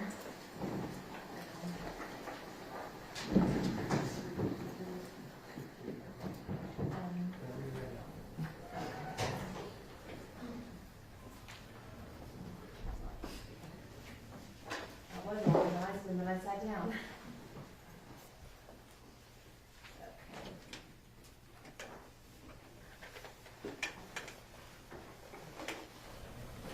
Good afternoon. How are you doing? Okay, You a little nervous? a little bit. Well, Can all of the members of the jury hear the witness? Okay, all right. And if you'll just keep your voice up for us, that would be great, okay? Okay. Please introduce yourself to the jury. And we're just gonna use first names. Okay. Jacqueline? And do you also go by Jackie? Oh, yes. Do, Jackie, is it okay if I call you Jackie? please. Okay. Well, Jackie, how are you, or how do you know Tanner Horner? He is my grandson. Jackie, are you currently employed? No. When you were working, what were you doing? Well, I worked at Albertsons and a barber. Now, I see that you were in a wheelchair. Are you medically disabled? Yes, multiple sclerosis. Do you have a disability status for your multiple sclerosis? Are you receiving Social Security Oh, benefits? yes. Jackie, I want to talk to you a little bit about your family. Do you have any siblings? Yes. How many did you have? 4 brothers and a sister. Are they all still alive? Just one. Do you have any children? Yes. Is that Tanner's mom? Yes. How many grandchildren do you have? 2. Jackie, I want to talk a little bit about your family and the way you grew up, okay? Okay. When you were growing up, was your father, was he verbally abusive to you or any of your siblings? Yes. How so? He just always was. He's an alcoholic. And, What would he do? well, he just complain constantly. If he showed up for dinner, he would complain. Would he ever yell at you? Oh, yeah, Would he ever call you names? yeah, Would he do this in front of your family? oh, yeah. Would he do this in front of other people? No, sometimes he put on his act when we had family around or friends. He acted like he liked us. But once those friends left, Yeah, did his true colors show? yeah. Was he ever physically abusive to you? He was, but not as much me as it was my brothers. Did you see him being abusive to your brothers? Yes. What would he do? Well, he would just start, you know, there's a lot of yelling. I mean, that's been a long time ago. And I just know he'd get that belt and just keep hitting him. Keep hitting him. Because he'd gone to the beach and, Was he supposed to go to the beach? no, Jackie, was there any sexual abuse in your home? yes, Were you the victim of abuse as a child? yes. And I don't want to go into any details about it, but how old were you when you were being abused?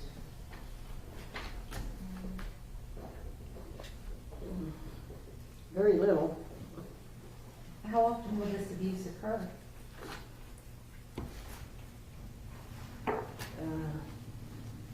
Too often? Is any time too often? Yes. How long did this go on? You know, for years that I could remember because, you know, I never told my mother. And it's just something you didn't talk about. And you didn't talk about the alcoholism in my family. And if you didn't talk about the alcoholism, were you going to talk about sexual abuse? Oh, no. Were you the only child in that household that was abused? No, my sister as well. Did you or your sister ever tell anybody what was going on? No. Well, we told my mother once when we were about 12 and 13.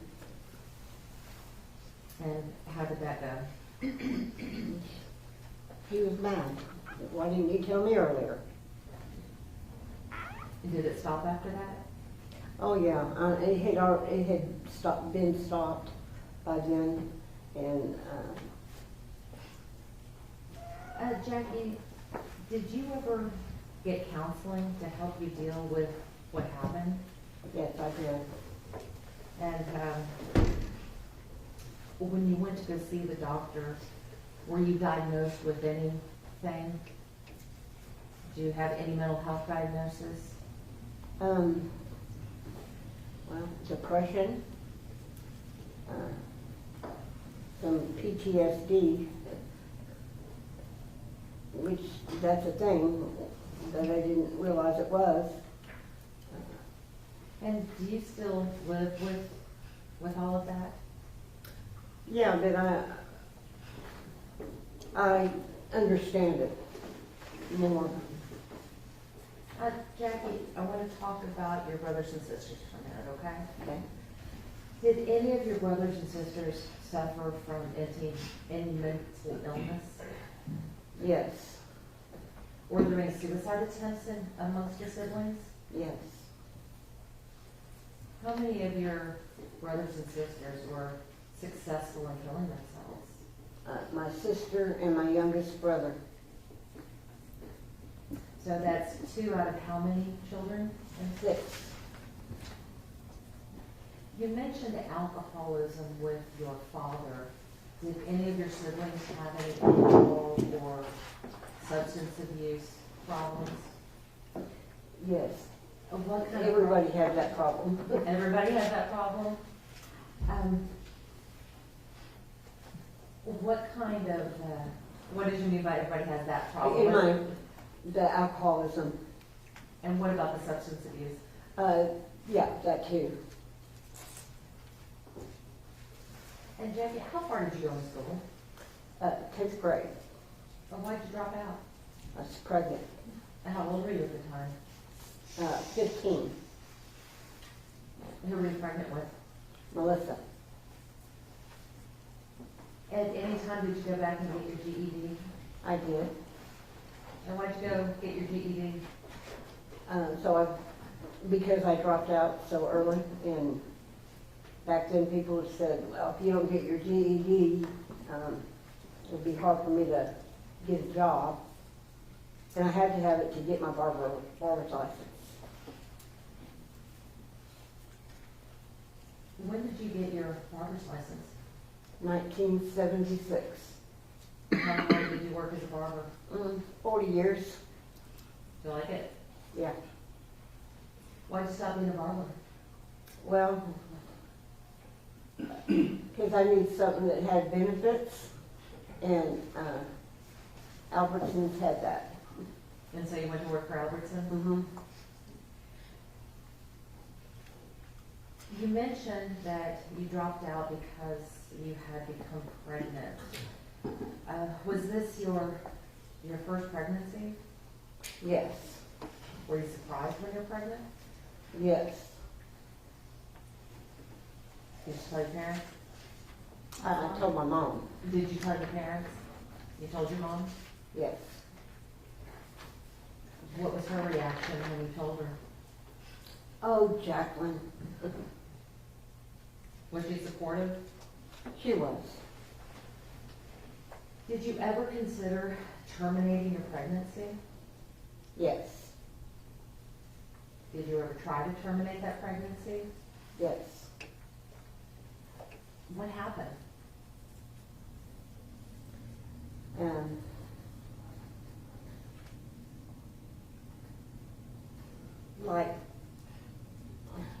like what? Well, tell me, how did you go from having the idea to terminate the pregnancy to trying to terminate the pregnancy? Well,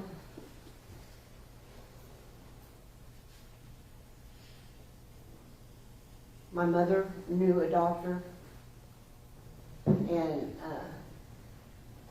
went to her house, and she said she was doing an abortion on me, which I didn't realize anything except that I knew I wouldn't be pregnant anymore. Well, whose idea was it to terminate the pregnancy? Well, it was mine and my mother's. And your mother is the one that took you to the doctor? Yes. So after your mother took you to the doctor to try to terminate the pregnancy, I guess the question I have is, was the abortion successful? No. How old, well, were you able to carry that child to term? Yes. And how old were you when your daughter was born? I turned 16 a day after I had her. Did you have a difficult birth? No, Any complications? no. Were you worried because of the failed abortion attempt? Yeah, I was real worried. But instead you had a healthy baby girl? Yes. Yeah, pressure on it. Yes. And actually, Jackie, I'm going to hand you what has already been admitted as Defense Exhibits 96 through 109. Okay, so I'm just gonna let you hold on to those because I'm gonna put them up on the screen. Oh, okay. Okay.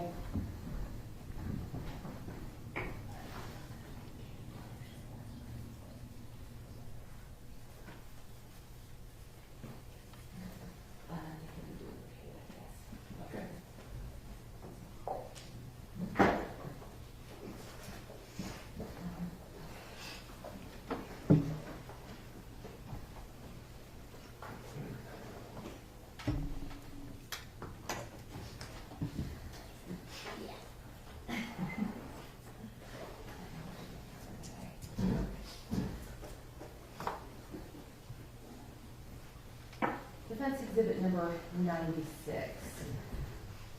Who is that? Is that you and your daughter? Yep. Jackie, where was your daughter's father throughout all of this?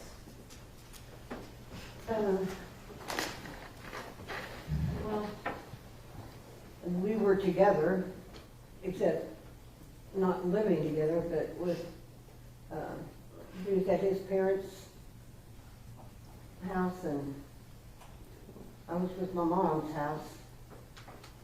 So, did you two ever get married? Yes. And how long were you married? About 3 years. How old was your daughter when you divorced?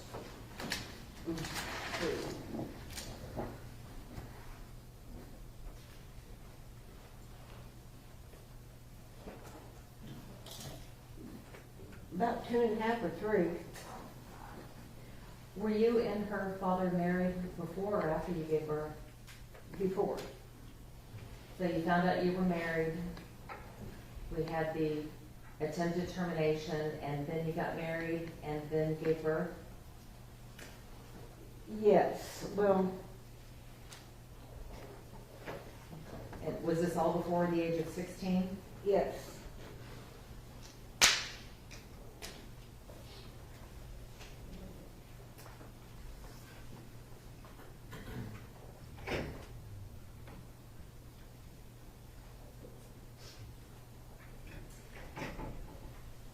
Did your daughter's father ever pay child support for her after y'all separated and divorced?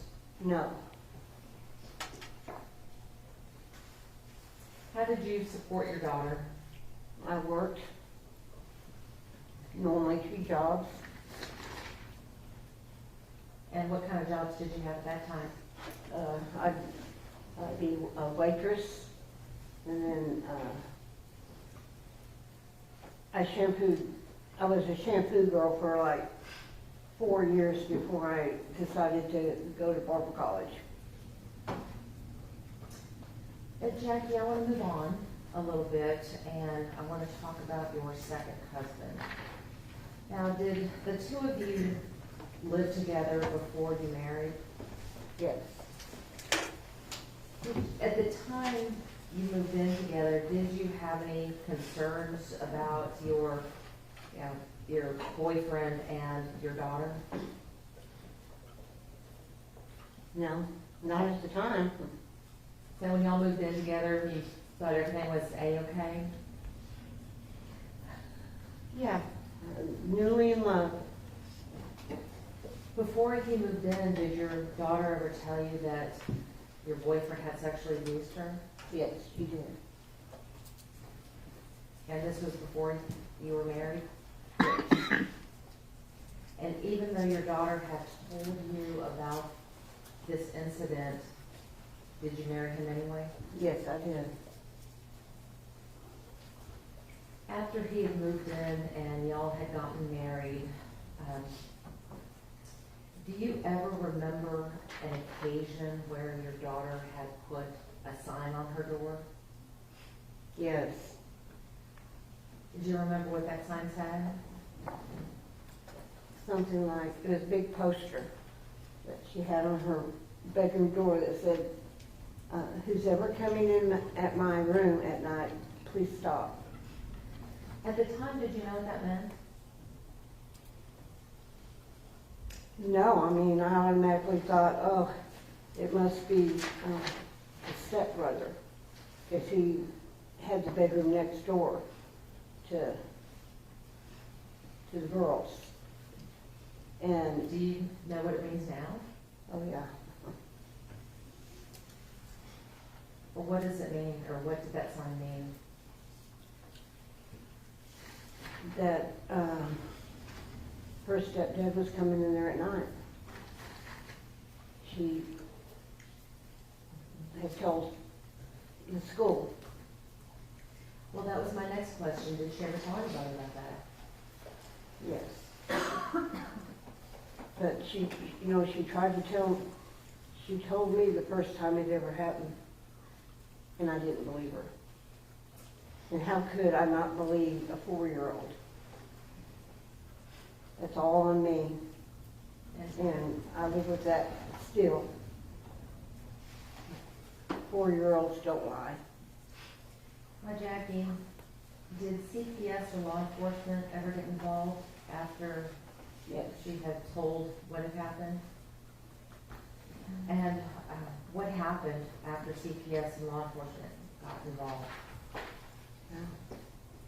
First they had opened a case and talked to each one of us, and Was anyone ever arrested? no, Was anyone ever prosecuted? no. Did you and your second husband eventually divorce? Yes. Jackie, I want to flash forward some more, and I want to jump to a time when Melissa, or your daughter, was married or dating Tanner's father.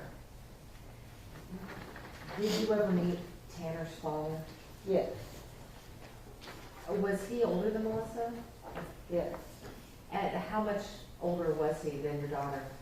Well, I was never real sure of his age, but, you know, I think he was at least 10 years older. What was their relationship like? Toxic. Or why do you say the relationship Oh, they was? just fought all the time. They fought all the time? Did you ever see them fighting? No, I mean, no, I can't say that. You got, Melissa would just tell me they had a big fight.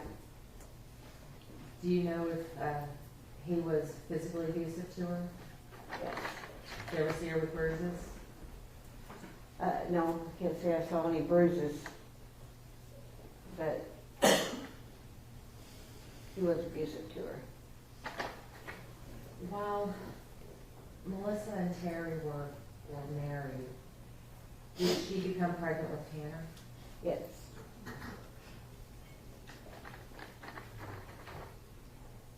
Was this her first pregnancy? Yes. The one with Tanner was her first pregnancy? Yes.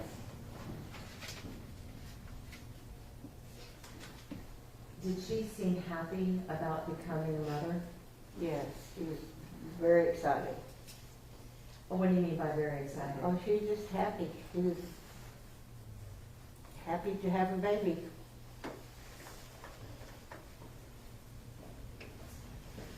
At the time she became pregnant with Tanner, was she working? Yes.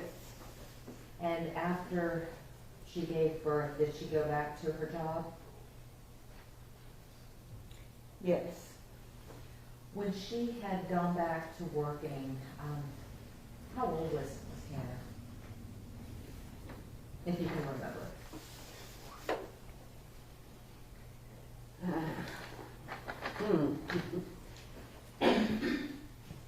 Year old? A year old? Maybe. I'm not sure. When Melissa was working, who kept Tanner? I did a lot. Where was his father at this time?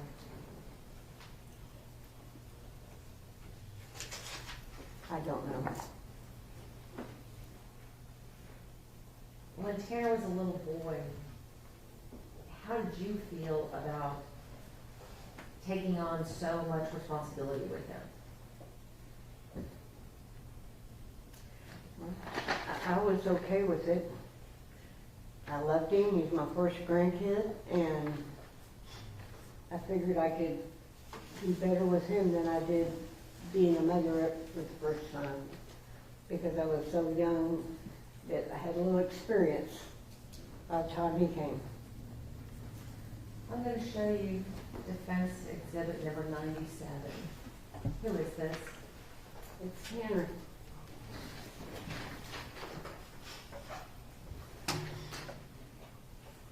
And the rocking chair my mother made for him.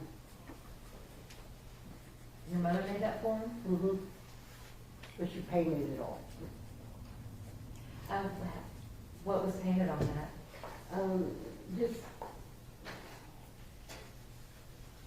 something boyish.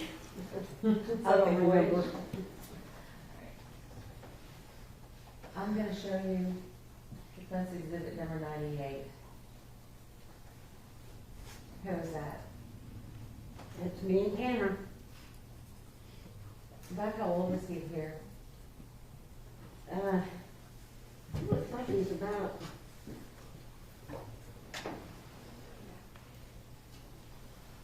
2. I see that big smile on your face. Were you happy to keep him? Yeah. He bring you lots of joy? He did. He did. And defense exhibit number 99.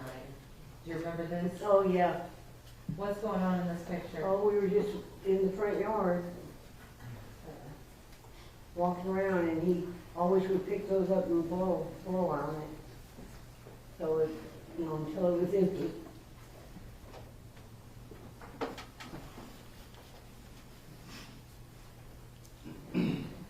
Jackie, when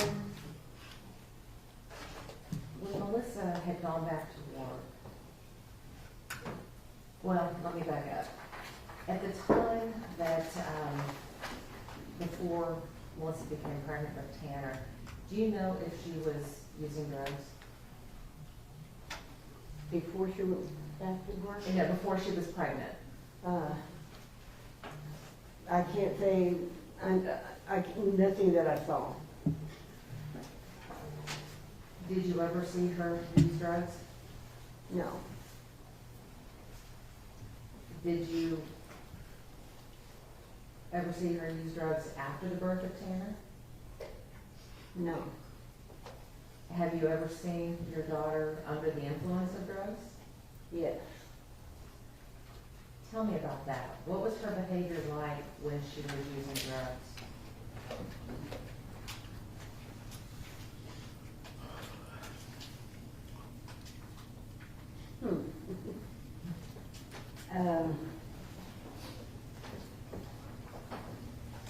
Maybe red eyes.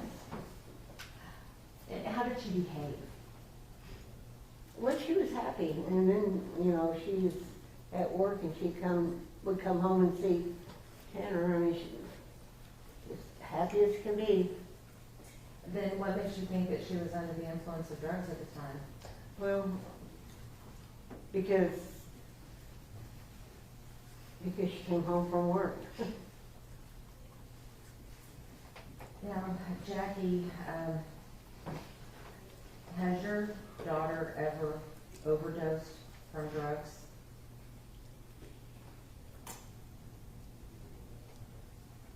Not that I've seen. Has she ever required medical attention for her drug use? Yeah, she's been to rehabs. So I'm going to show you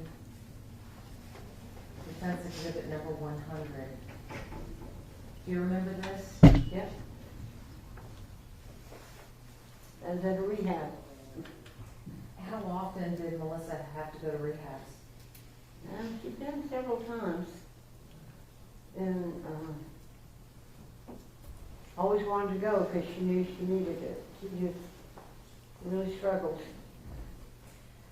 You said that she'd gone several times. When you say several times, is that more than 4 times? I don't recall, but that sounds good.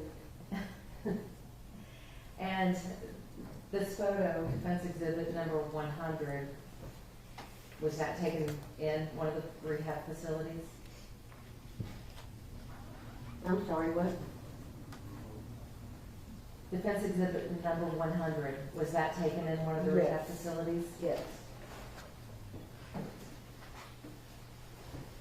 How many times did you have to go visit with her in a rehab facility? Several times. And you said she had struggles with the drugs. What kind of struggles did she have?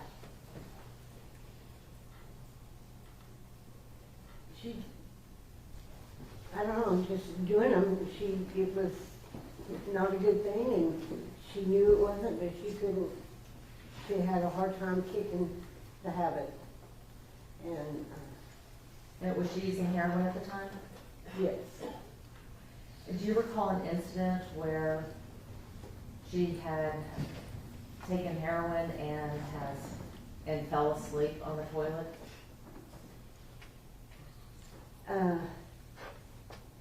I think I've heard that.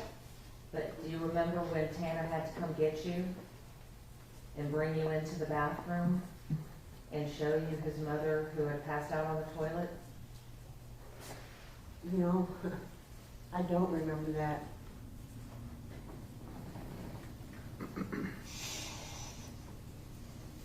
I heard about it after, but I don't remember when it happened. And is that something that well, hold on, one moment.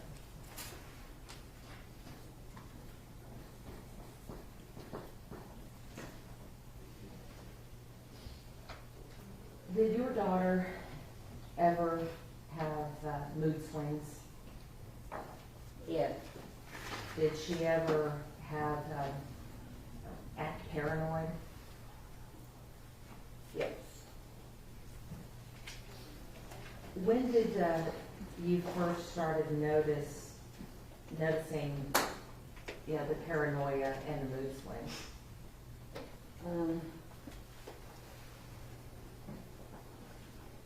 Probably when she was a lot younger than when she first started using them. She just always,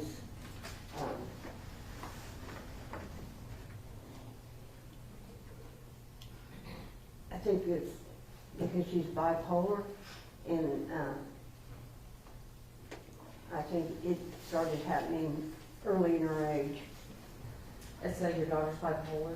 Yes.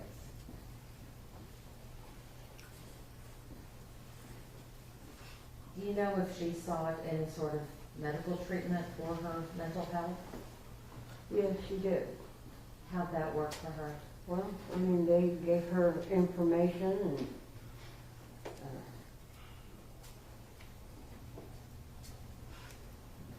she gave her the information, and she would tell me what they, like, what else she was diagnosed with that, and, she needed to go to counseling and probably get on medicine, and which she had tried, and she didn't like the feel of it. And Jackie, do you love your daughter? Yes, I do. Are these questions hard for you to answer? Yes.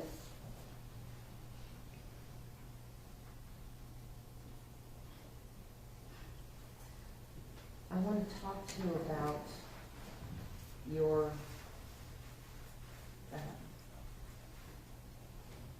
daughter's, well, let me back up. Did she ever divorce Tanner's father? No, they never got a divorce. But did they separate at some point? Yes. And did she become involved with another man? Yes. Did she have a child with that man? Yes. All right, so I want to talk to you about your other grandson. Okay.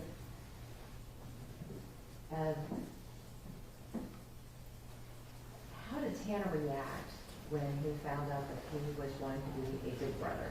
Oh, he was very excited. Very excited. What made you think that he was excited? Well, he was just always, he just couldn't wait till the baby was born, and the day she went into labor, they were at the hospital, and we went and stopped by McDonald's to get something to eat, which he liked going there, and we sat there and ate, and then he threw up. He was so excited. I mean, he just all over the place. He was so excited he threw up. And I just spent money on that meal. How old was Tanner when he found out he was gonna be a big brother? Well,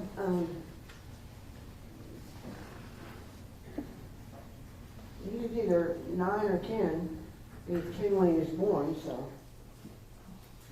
I'm gonna show you what is defense exhibit number 101. Is that Tanner and his little brother? Yeah. What do you think about when you see that photo? Just how the innocence, how little they were, and how precious that picture is. Does it make you happy to see that photo? It does.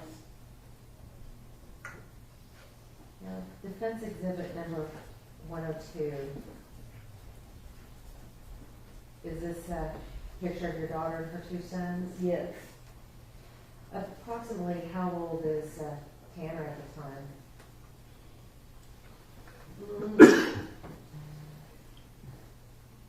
Probably 11. Is that his little brother in the high chair? Now, I want to fast forward again. I want to talk about you again. And I want to talk about your marriage to Bill.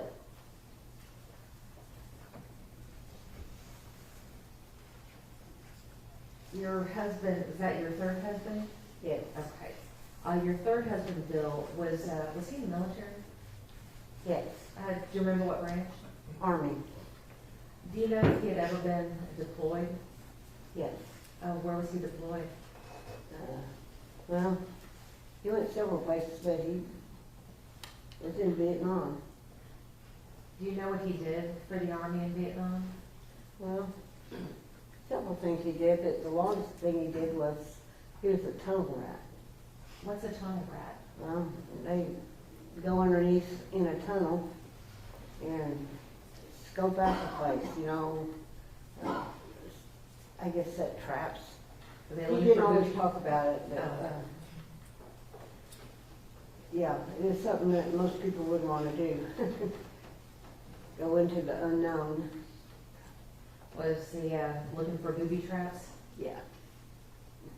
Was that a dangerous assignment? Yeah. I think so. When he retired from the military, did he receive any disability benefits from the VA? Yes.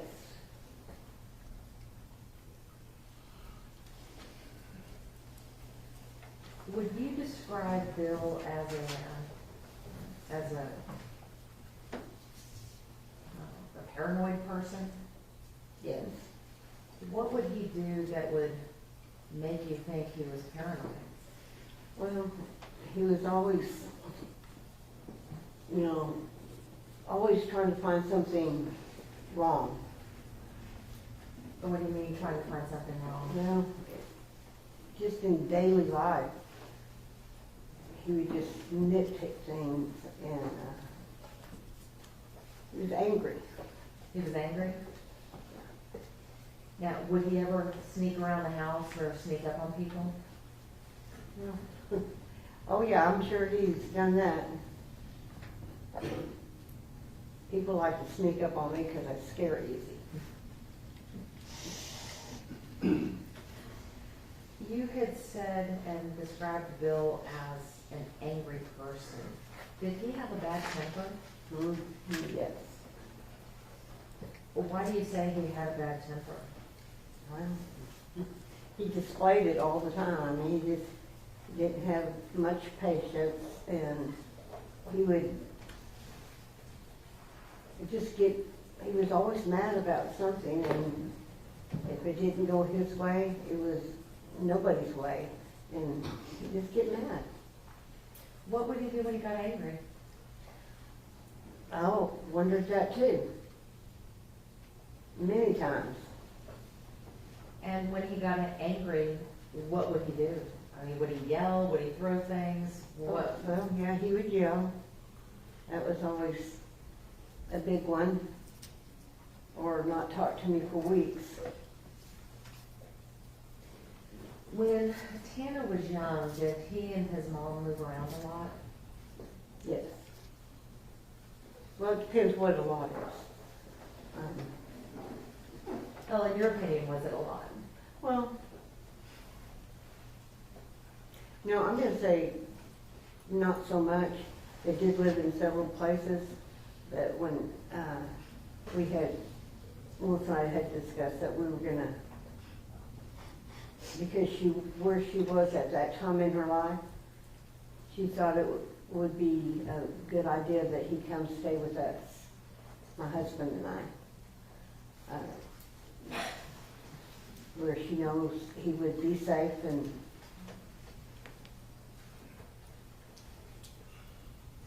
How old was he when he came to, how old was Tanner when he came to live with you?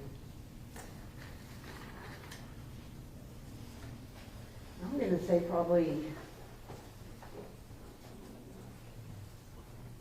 about 3 or 4. Do you think that Melissa letting Tanner come to stay with you was her way of trying to give him a better life? Oh yeah, I mean, that's what she said, Mom, because I'm not doing the right thing and I know it. She just wanted to, she knew he'd be safe with us. She's trying to look out for him? Oh yeah, Because she knew that, he was safe and she always worried, she always wanted him to be okay. But he didn't have that many babysitters, you know, we were babysitters. And she just didn't trust very many people. Jackie, what kind of things did you do for Tanner when he came to live with you?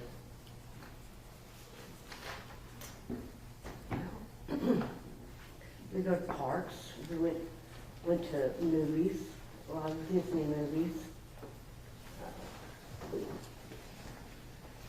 We, you know, had to plan those movies, or anything time we went somewhere, we had to plan it, because he couldn't handle spur of the moment stuff. So I had to make sure he knew, like, days in advance that what we're gonna go do. And, Oh, go ahead. and then, we go to the zoo.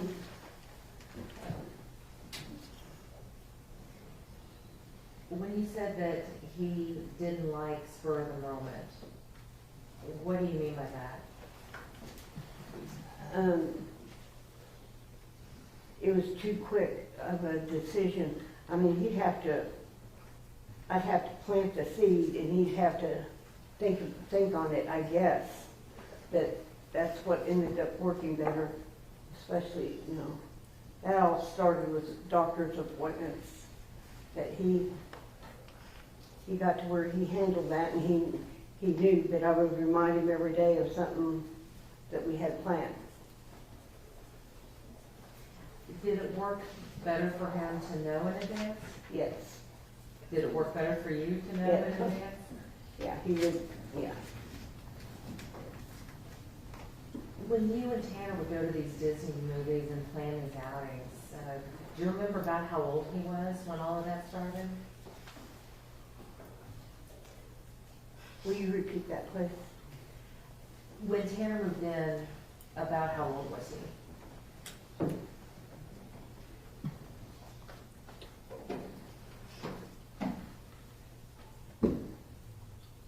I'm gonna say probably about 6, 7.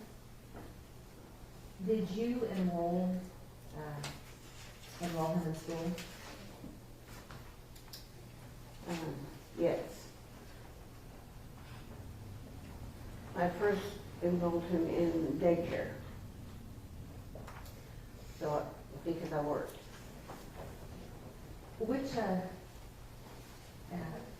How old was he when you, if you recall, when you enrolled him in daycare? Was it before he started elementary school? Yes. While he was at daycare, did you ever watch him with the other kids? Yeah. Did you ever see him, behave in a way that made you think that he was a little different? That's quite often, but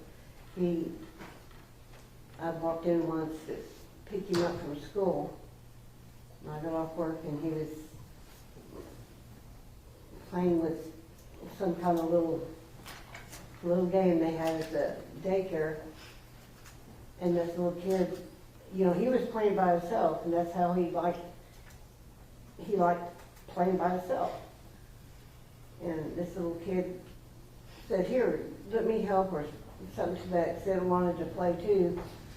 And Tanner said, "No, you can't, and then he just turned away and not respond anymore. He just, no. And whoever that was, that little kid just said that, "You're weird," or there was always a comment about that he was weird, awkward, different. And these are things that you've heard these kids Oh, say? yeah. Yeah.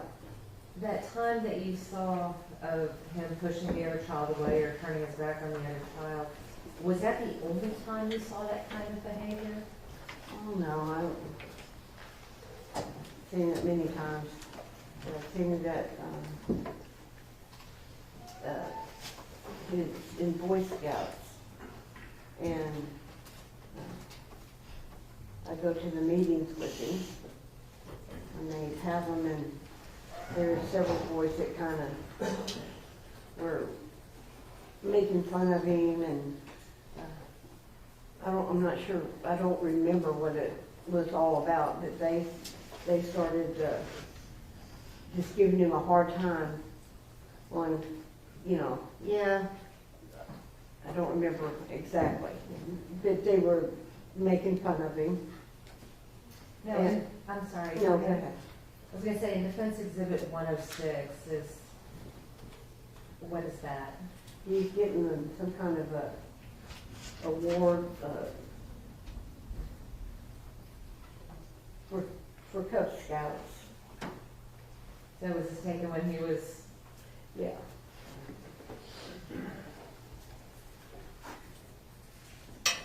and,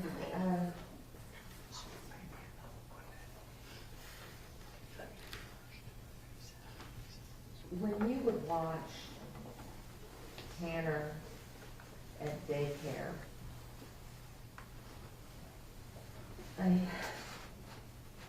could you notice a difference between his behavior and the other children's behavior? Yes. Did you see that same behavior when Tanner was at home? Yes. At some point,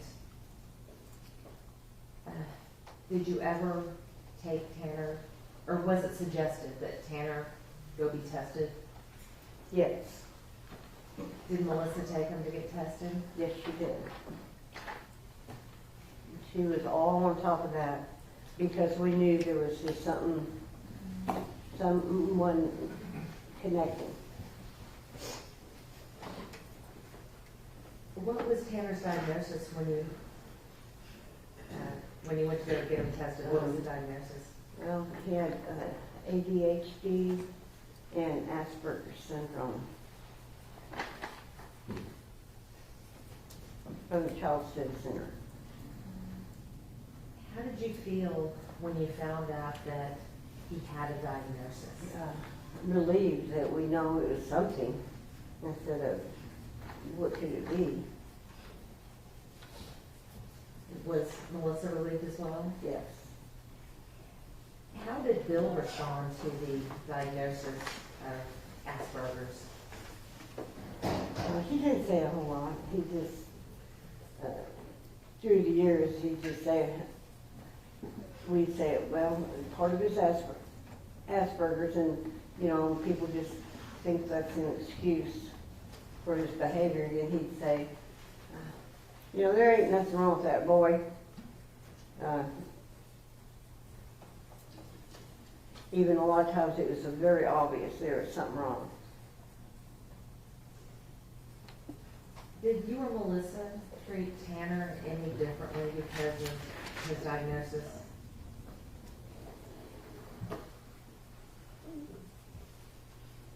Maybe a little more protective.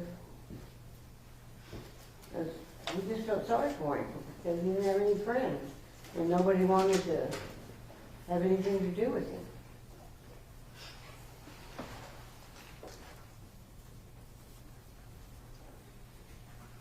When you say that you were protective of him, how were you protective of him?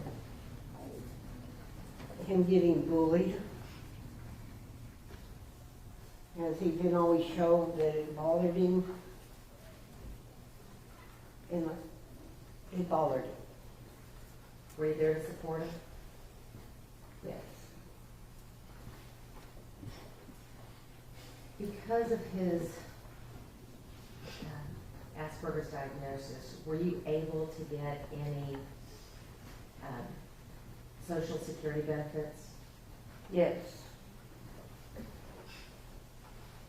How old was he, if you recall, when he first started to get benefits?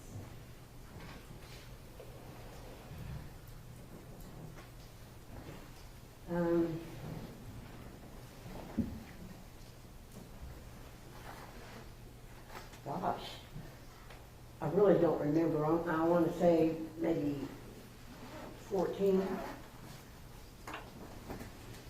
Now, Jackie, I want to talk about Tanner's time in school, okay? I want to show you what has been offered as Defendant's Exhibit 103. Now, do you recall that photo? Yeah. And about how old was Tanner there? He was about 3 or maybe 4. What about Defense Exhibit 104? Remember about what grade he was in there?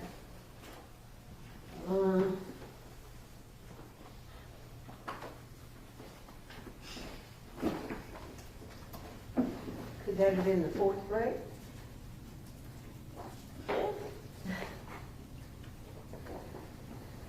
Now, Jackie, when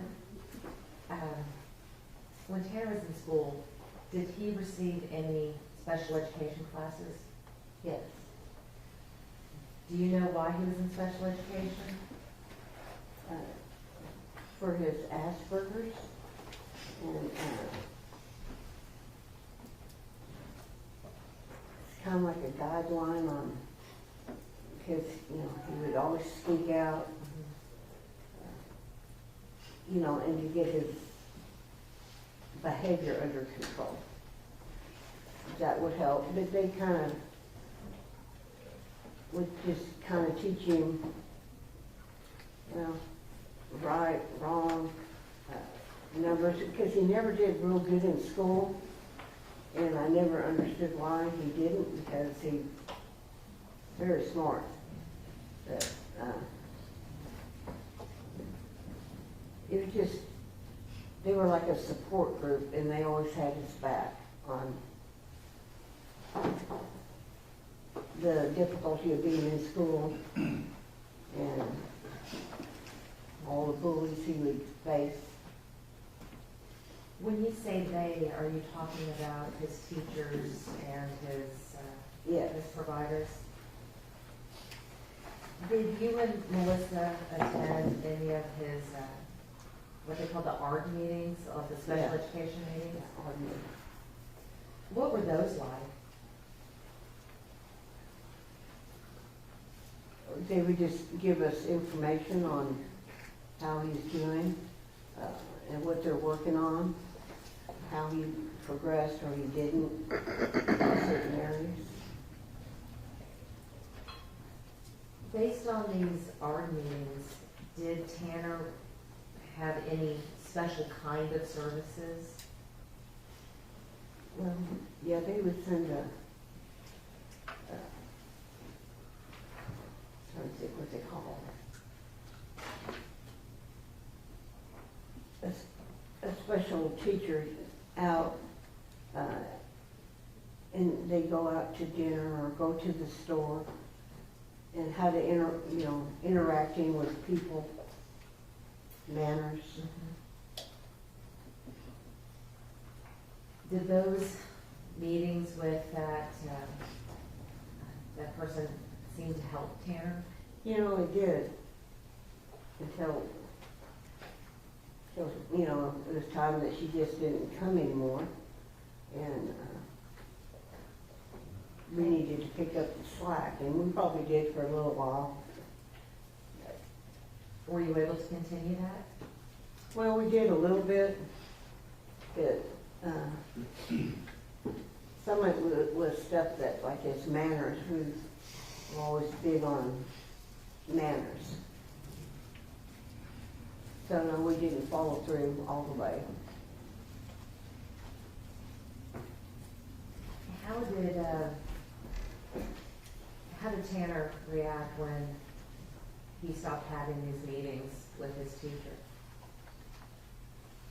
Well, I think he kind of missed it because he looked forward to having that time of just something different besides the people at home, he looked forward to it.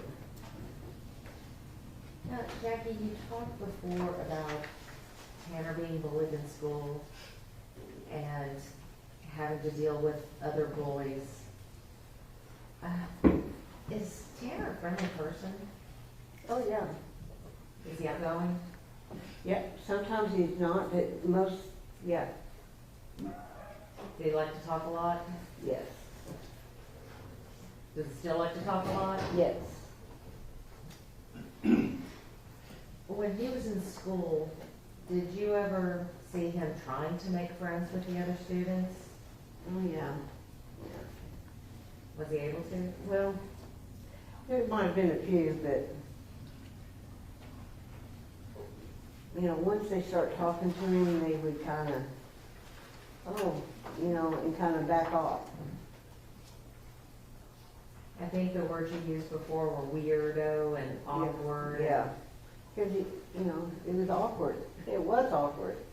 It's awkward for an adult to feel awkward talking to a kid. How did Tanner take it when these other kids would start calling him names? He just, oh, it's okay, Mimi. I'm used to it. He called you Mimi? Yeah. And how did you feel when he said those things to you? I hurt for him. Painful. Was this the only time that seeing those kids call him names and hearing the names that he was called, was that the only time that you saw Tanner being bullied?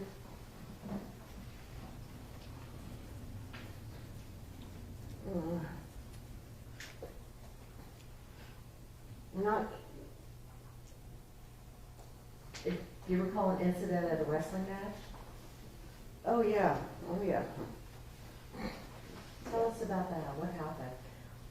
The wrestling match was over, and Tanner was walking in front of me, going to get a drink, and some guy that had been wrestling too walked up next to him and just kind of, hey, you punk, you weirdo, or what are you doing? You're not going to do, just all kinds of put downs to him. And he didn't know who I was, but I said, why are you talking to him like that? Because he realized there was somebody with him. But that just came out of nowhere. He just ran up there and started bad-mouthing me. And then again, he tries to make me feel okay about what happened. So even though Tanner's the one that is being bullied, he's trying to comfort you? Yeah, I mean, he,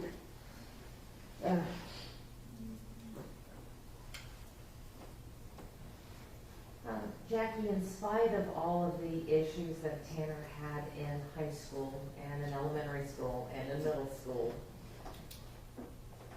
was he able to graduate from high school? yes, he was. And he was so proud. I was so proud for him.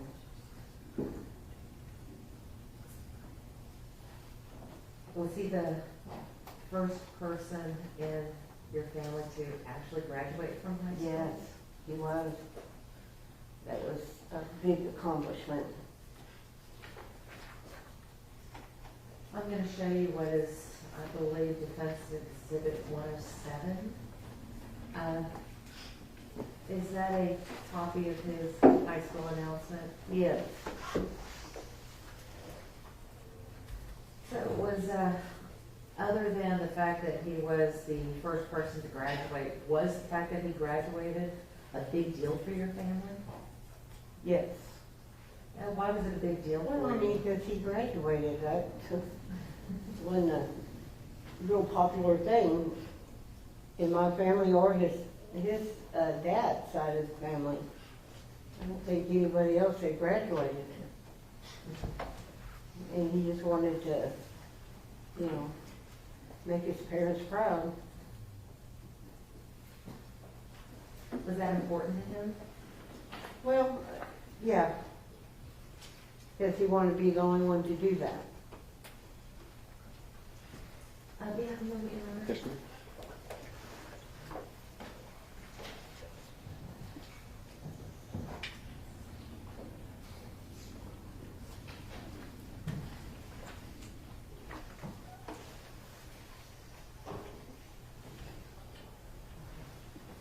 Your Honor, may I approach the witness? Yes.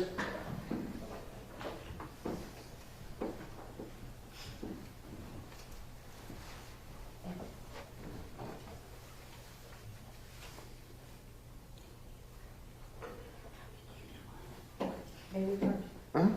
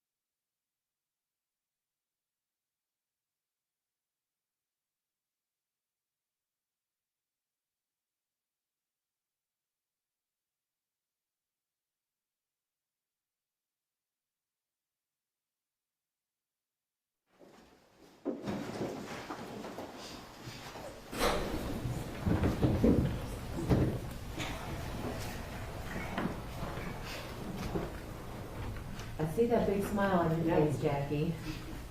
Why are you smiling? Well, that's his diploma that they handed him, walking across that stage.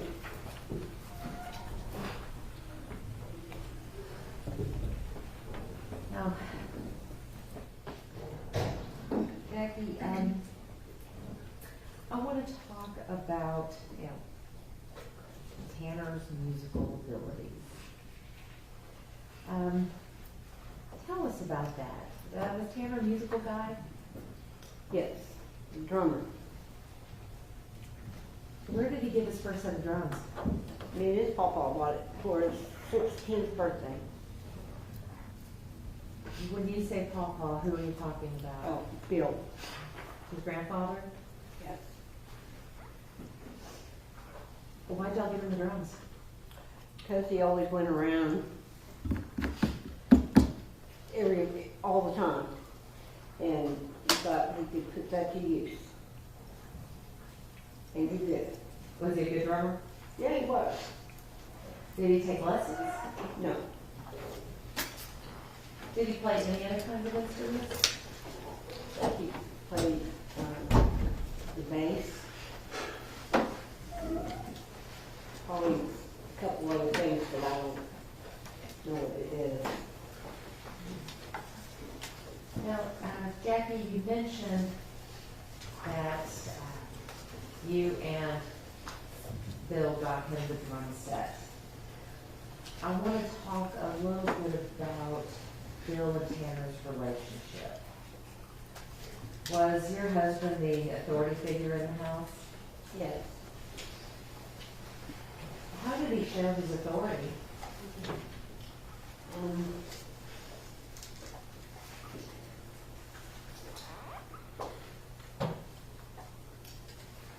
By being demanding,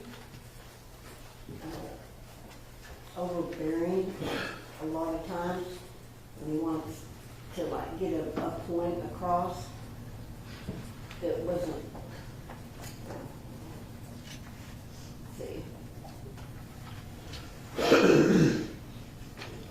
He's not angry at all.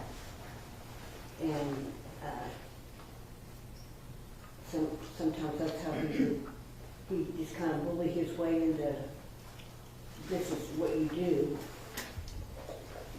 For instance, go out and mow the yard, Tanner. And he'd never showed him how to mow the yard, and he'd get out there and just do the other way. And then, why didn't you use your head? Do I have to show you everything? It's just little things that he thought would have been easy for him. And then when things weren't going exactly how he thought it should be, it was always a problem. Were there some things that it took Tanner a little while longer to catch on to? Oh, yeah. What kind of things? Pardon me? What kind of things? I'm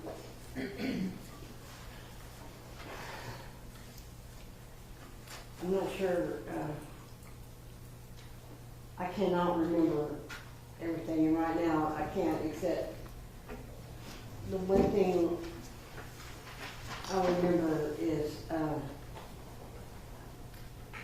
Bill had gotten really mad at Tanner. And he went back there to his room and just, started complaining to him.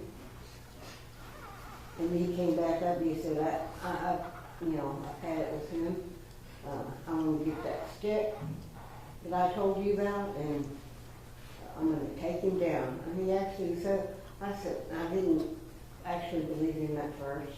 Okay, now Jackie, I'm gonna stop you right there for a minute because we had a lot of he's and hims. And I wanna make sure that the jury understands who we're talking about, okay? Yeah. You said that he went back to his room. Who went back to whose room? Bill went back to Tanner's room. Had they had an argument before? Yes, but I had not heard about it. Or if I did, it'd been days or weeks. And you mentioned something about a stick. Tell us about the stick. It was kind of like a dowel rod, kind of like. It was about this big, long, about this big around.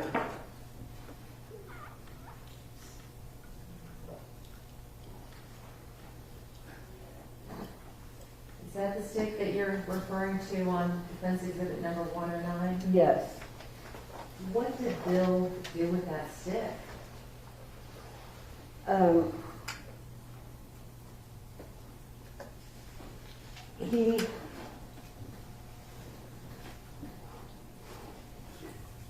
He told Tanner, stand still.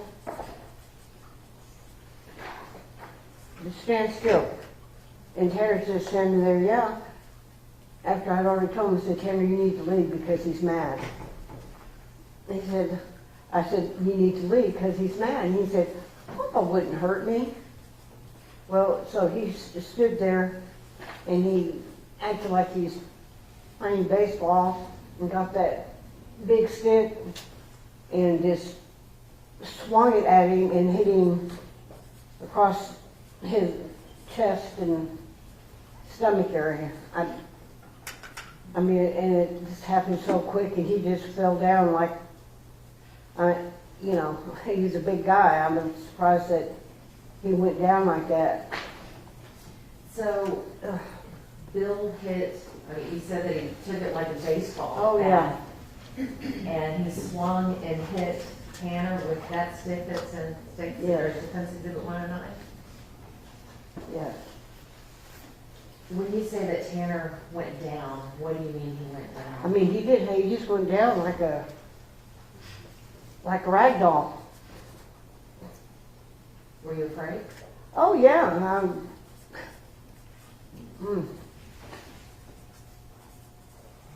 That Oh, go ahead. was terrible. I mean, it was like a movie. It was terrible.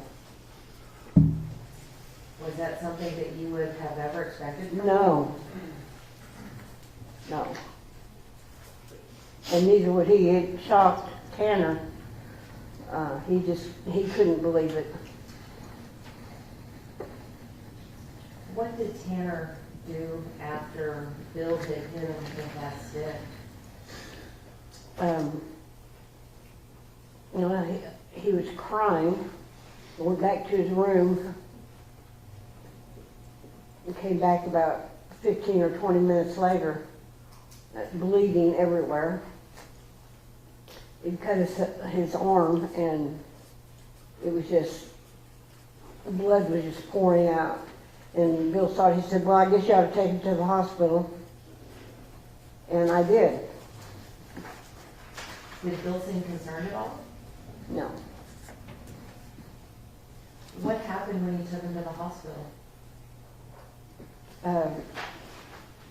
Well, he went in and they looked at it and got, I don't remember how many stitches, but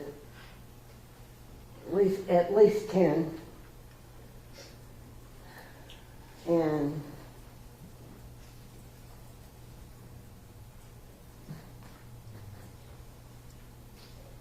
Jackie, in spite of the bullying by Bill, and in spite of being hit by that stick, did Tanner still love his papa? yeah, he did, but I think that may have, I think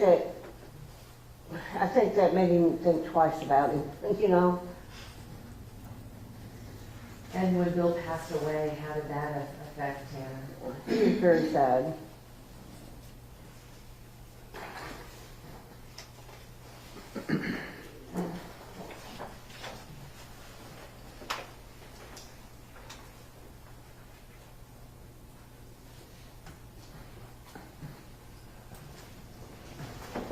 Jackie, I want to talk to you about your grandchild. Okay. My great-grand?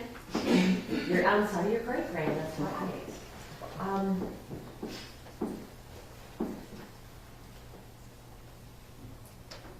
How old, are you, do you know the mother of Yes. your great-grandchild? And again, we're not going to go into names. Okay. And we aren't going to talk about the name of your great-grandchild either. But were Tanner and the mother together when the child was born? Were they still dating? Yes. How did Tanner react when he found out that he was going to be a father?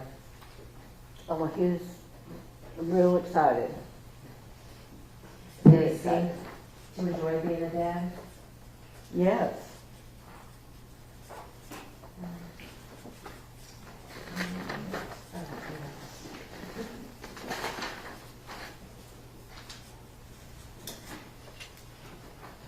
What kinds of things would Tanner do with his son?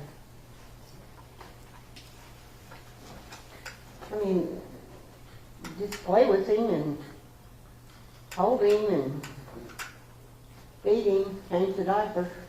You know, I wasn't around a whole lot right then, but he took good care of him.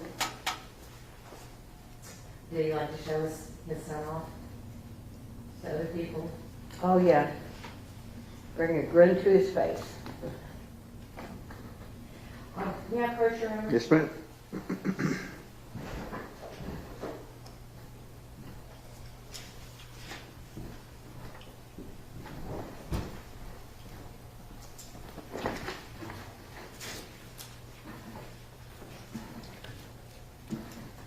Jackie, I'm going to show you what has been already admitted into evidence as defense exhibits number 106 to 108. Would you take a look at those?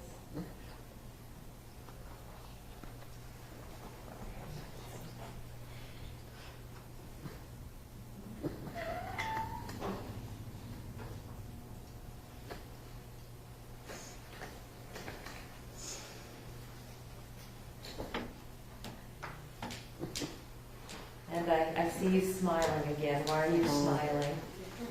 Pictures. That's it. What is it? Oh, those are the only three. Oh, I'm gonna make one out of it. What is it about these pictures that is making you smile? Well, because Tanner was so happy and that little baby. So cute. What does it make you feel like when you see these pictures? Well, of course it makes me feel proud.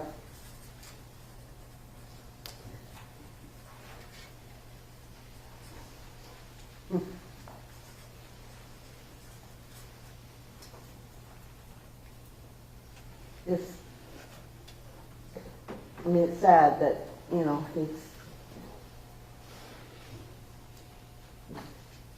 he'll never be a daddy that he wanted to be. But he got a little guy to be proud of.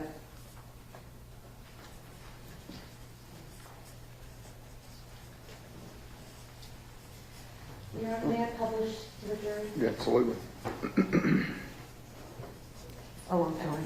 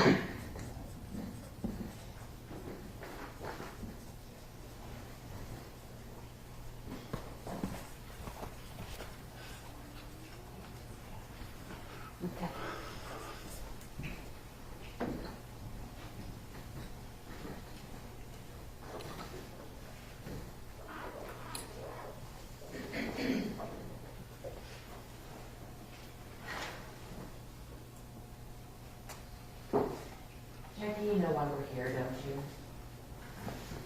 Yes, I do. You know that your grandson has pled guilty to kidnapping and killing Athena Strand. Yes. I want to talk to you about the time leading up to that horrible day, okay?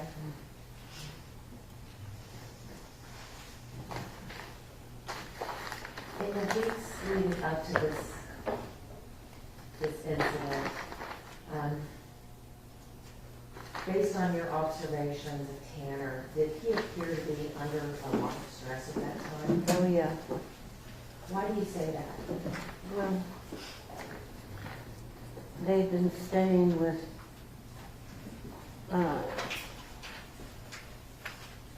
the other grandmother, and, they came over after they had some kind of a disagreement, and he was just, he'd just gotten another job, and he was nervous about that, nervous about being inside, being at the house, and Cassie being, she just always wanted to do something. He'd be at work all day, and then she would be there all day, and then she'd want to, go out and do things and eat and, spend money or whatever. And it was getting to him because he wasn't getting good sleep because he'd end up staying up too late, and he was just stressed out. And I just want to add one thing is he had told me that, I don't remember what day it was, but he said, I made an appointment with the doctor to get back on that medicine. I was so proud that he said that. And I thought, wow, he's really maturing. Because he figured that out by himself. So that, just all, and you could just tell he was stressed because he was so snappy and kind of shaky.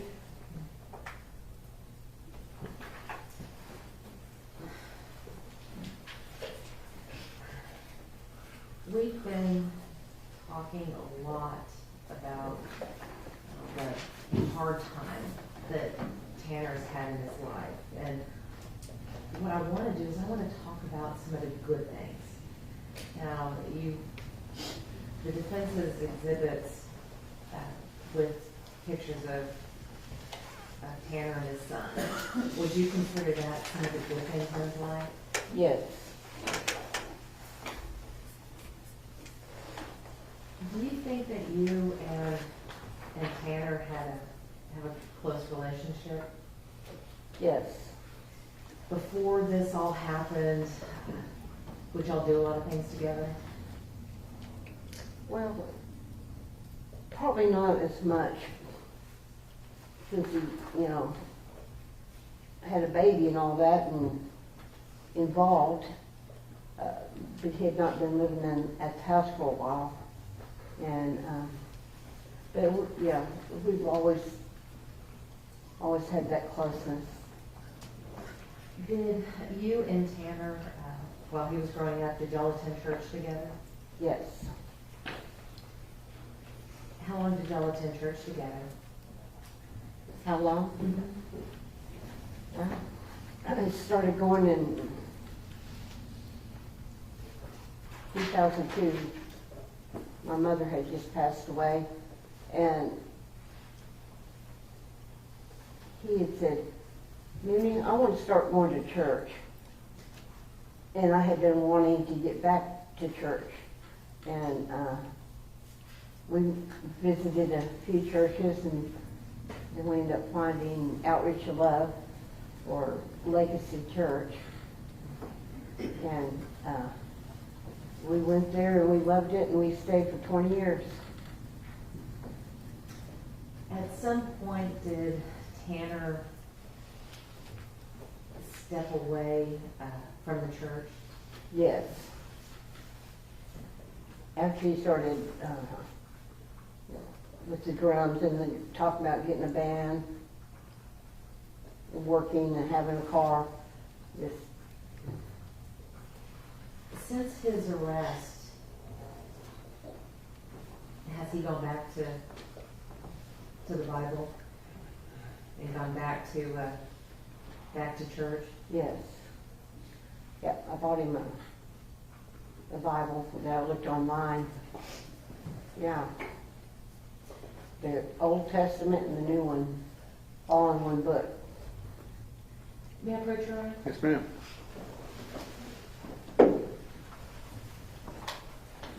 Jackie, I'm going to show you what has been admitted into evidence, defense exhibits 110, 111, 112, and 113. Is that the Bible you bought, Tanner? Yep. That's a thick one. Oh, that's the wrong thing.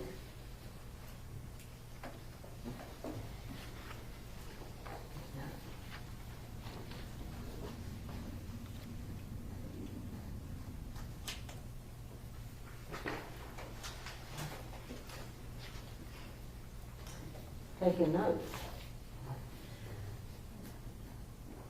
How does it make you feel to see that he's been taking notes in his Bible? I think it's good. It's very good.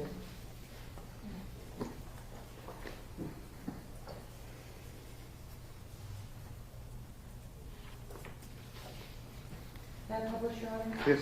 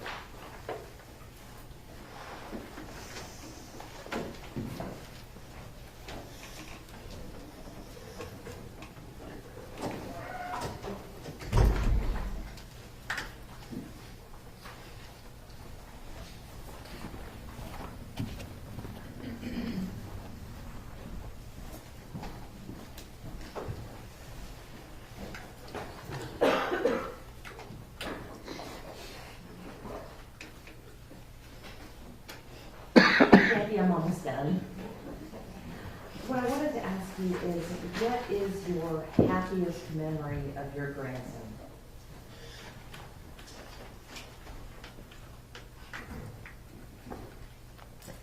Well, there's probably several, but, this was in the 4th grade. And, they had a talent show. And he sang, "Who Let the Dogs Out?" He did this whole thing, did the whole dance and everything. And, kind of surprised me that he did that all on his own, but he did. And Defense Exhibit number 113 is that a picture of that talent show? Yeah.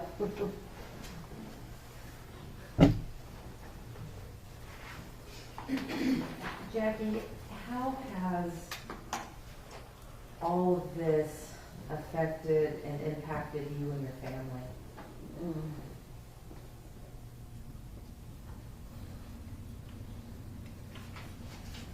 Horrific.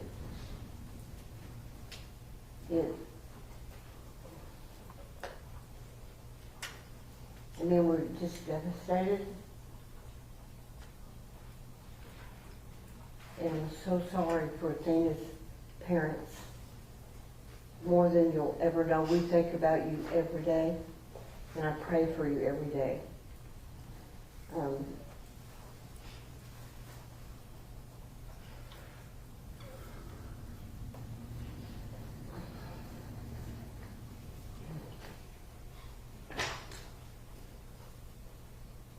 I feel like there's nothing I can say to make anything better, and I'm sure there's not. I just want you to know that I have not forgotten you or your daughter. Every day we think about her. And you guys.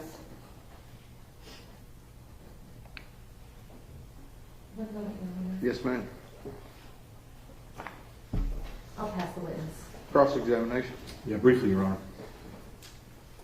This stick incident that we talked about with a picture of the stick on there, Yes.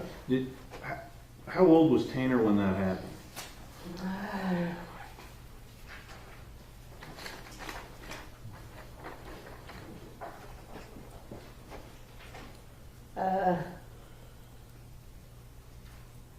Gosh. 25 maybe? So he was, and I didn't get that before, he wasn't like a little kid or something, was he? No. He was a grown man when that happened, Yes. in his 20s. All right. Now, make sure.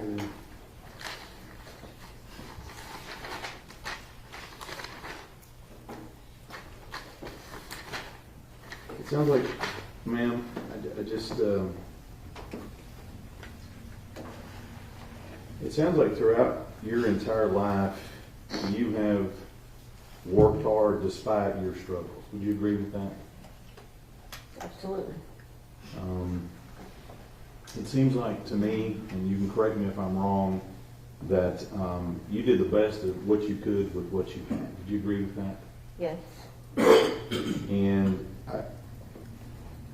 I bet you today, if that wheelchair didn't have you bound up there, you'd still be working today, wouldn't you? Absolutely. No matter what got you down, or no matter what happened, you were still gonna do the best you could, right? Yes. Now, from the time that Mr. Horner was born, what I'm getting the impression of is that you've always been there for him, haven't you? Yes. And even all the problems with his mother and everything going on in the house, you were still working and you were still taking care of him, weren't you? Yes. And it sounds like, to me, you were pretty much his mom. Well, I was Mimi. But you fed him, right? Mm-hmm. You clothed him. Is that right? Yes. Put a roof over his head. Yes. Even into his 30s, when he was struggling, you still put a roof over his head. Yes. And I'm betting you still cook for him, even in his 30s, when he was there at your place. I would, but he's a good cook. Okay. But you were still helping him even into his 30s, right? Yes. And all the things that we're talking about, you showed up and you were the one there every time for him, right? I believe so. And as part of that, you taught him how to behave, right? Try to redirect it to something more positive. Right. I'm guessing you tried to show him some work ethic, Yes. give him some skills to be a grown man in the world, right? Yes. Maybe even gave him some dad advice whenever he had his kid and how to take care of his kid, I bet. Is that right? Yep.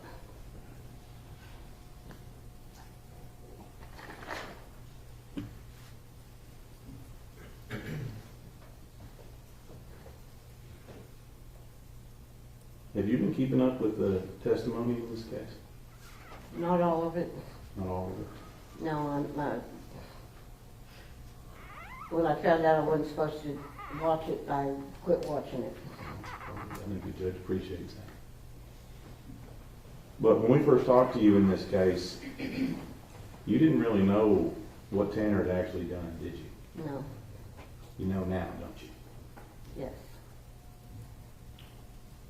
Now, I just want to be clear about a couple of things here.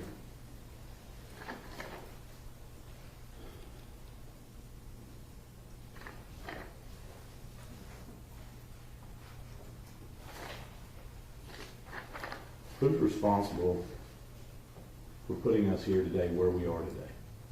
I'm sorry, what? Who's responsible for putting us here for where we are today? Tanner. Not his stress of being in work or anything like that. That's not responsible for why we're here today. is it? No. Not the fact that he had Asperger's. That's not putting us here today, is it?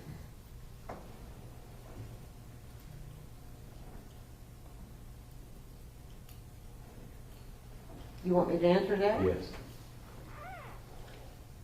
I think his problems had something to do with it. He knows right from wrong, though, doesn't he? Yes, he does. He knows not to kill, Yes, he knows that. knows not to sexually assault a child. Yeah. Totally shocked. I couldn't believe it myself. And it doesn't sound like him. And correct me if I'm wrong, and I want to make clear about this. On the day after the offense, you communicated with him and sent him pictures of Athena, did you not? I took a picture because it was on the TV. And I called him and said, Tanner, I know you're working out in paradise. Please look out for this little girl. She's missing. This was after he'd already killed her and after he already dumped her. Well, I didn't know that. Well, you know now that was what Yeah. happened. And what was his response to you when you informed him about this little girl missing and you sent him a picture? What was his response? He's like, okay, I'll look out for her. It was kind of a generic answer. But he didn't dwell on it. What did you want? Huh? What was your last part? He didn't dwell on it. He didn't say he did it, did Oh, no. he? He didn't admit anything to you, did he? No. That's I would have called you. That's a witness. Redirect. Jackie, you know what happened in this case now? Are you angry with your grandson? Yes, I am. Even though you're angry with him and Do you still love him? Well, sure, I still love him. I'm very angry, and I'm still working through this. And I still love him. I have nothing further, Your Honor. Mr. State? Nothing further. Okay, we're done for the day. And I will see y'all Monday morning, okay? Enjoy your weekend. Stay dry.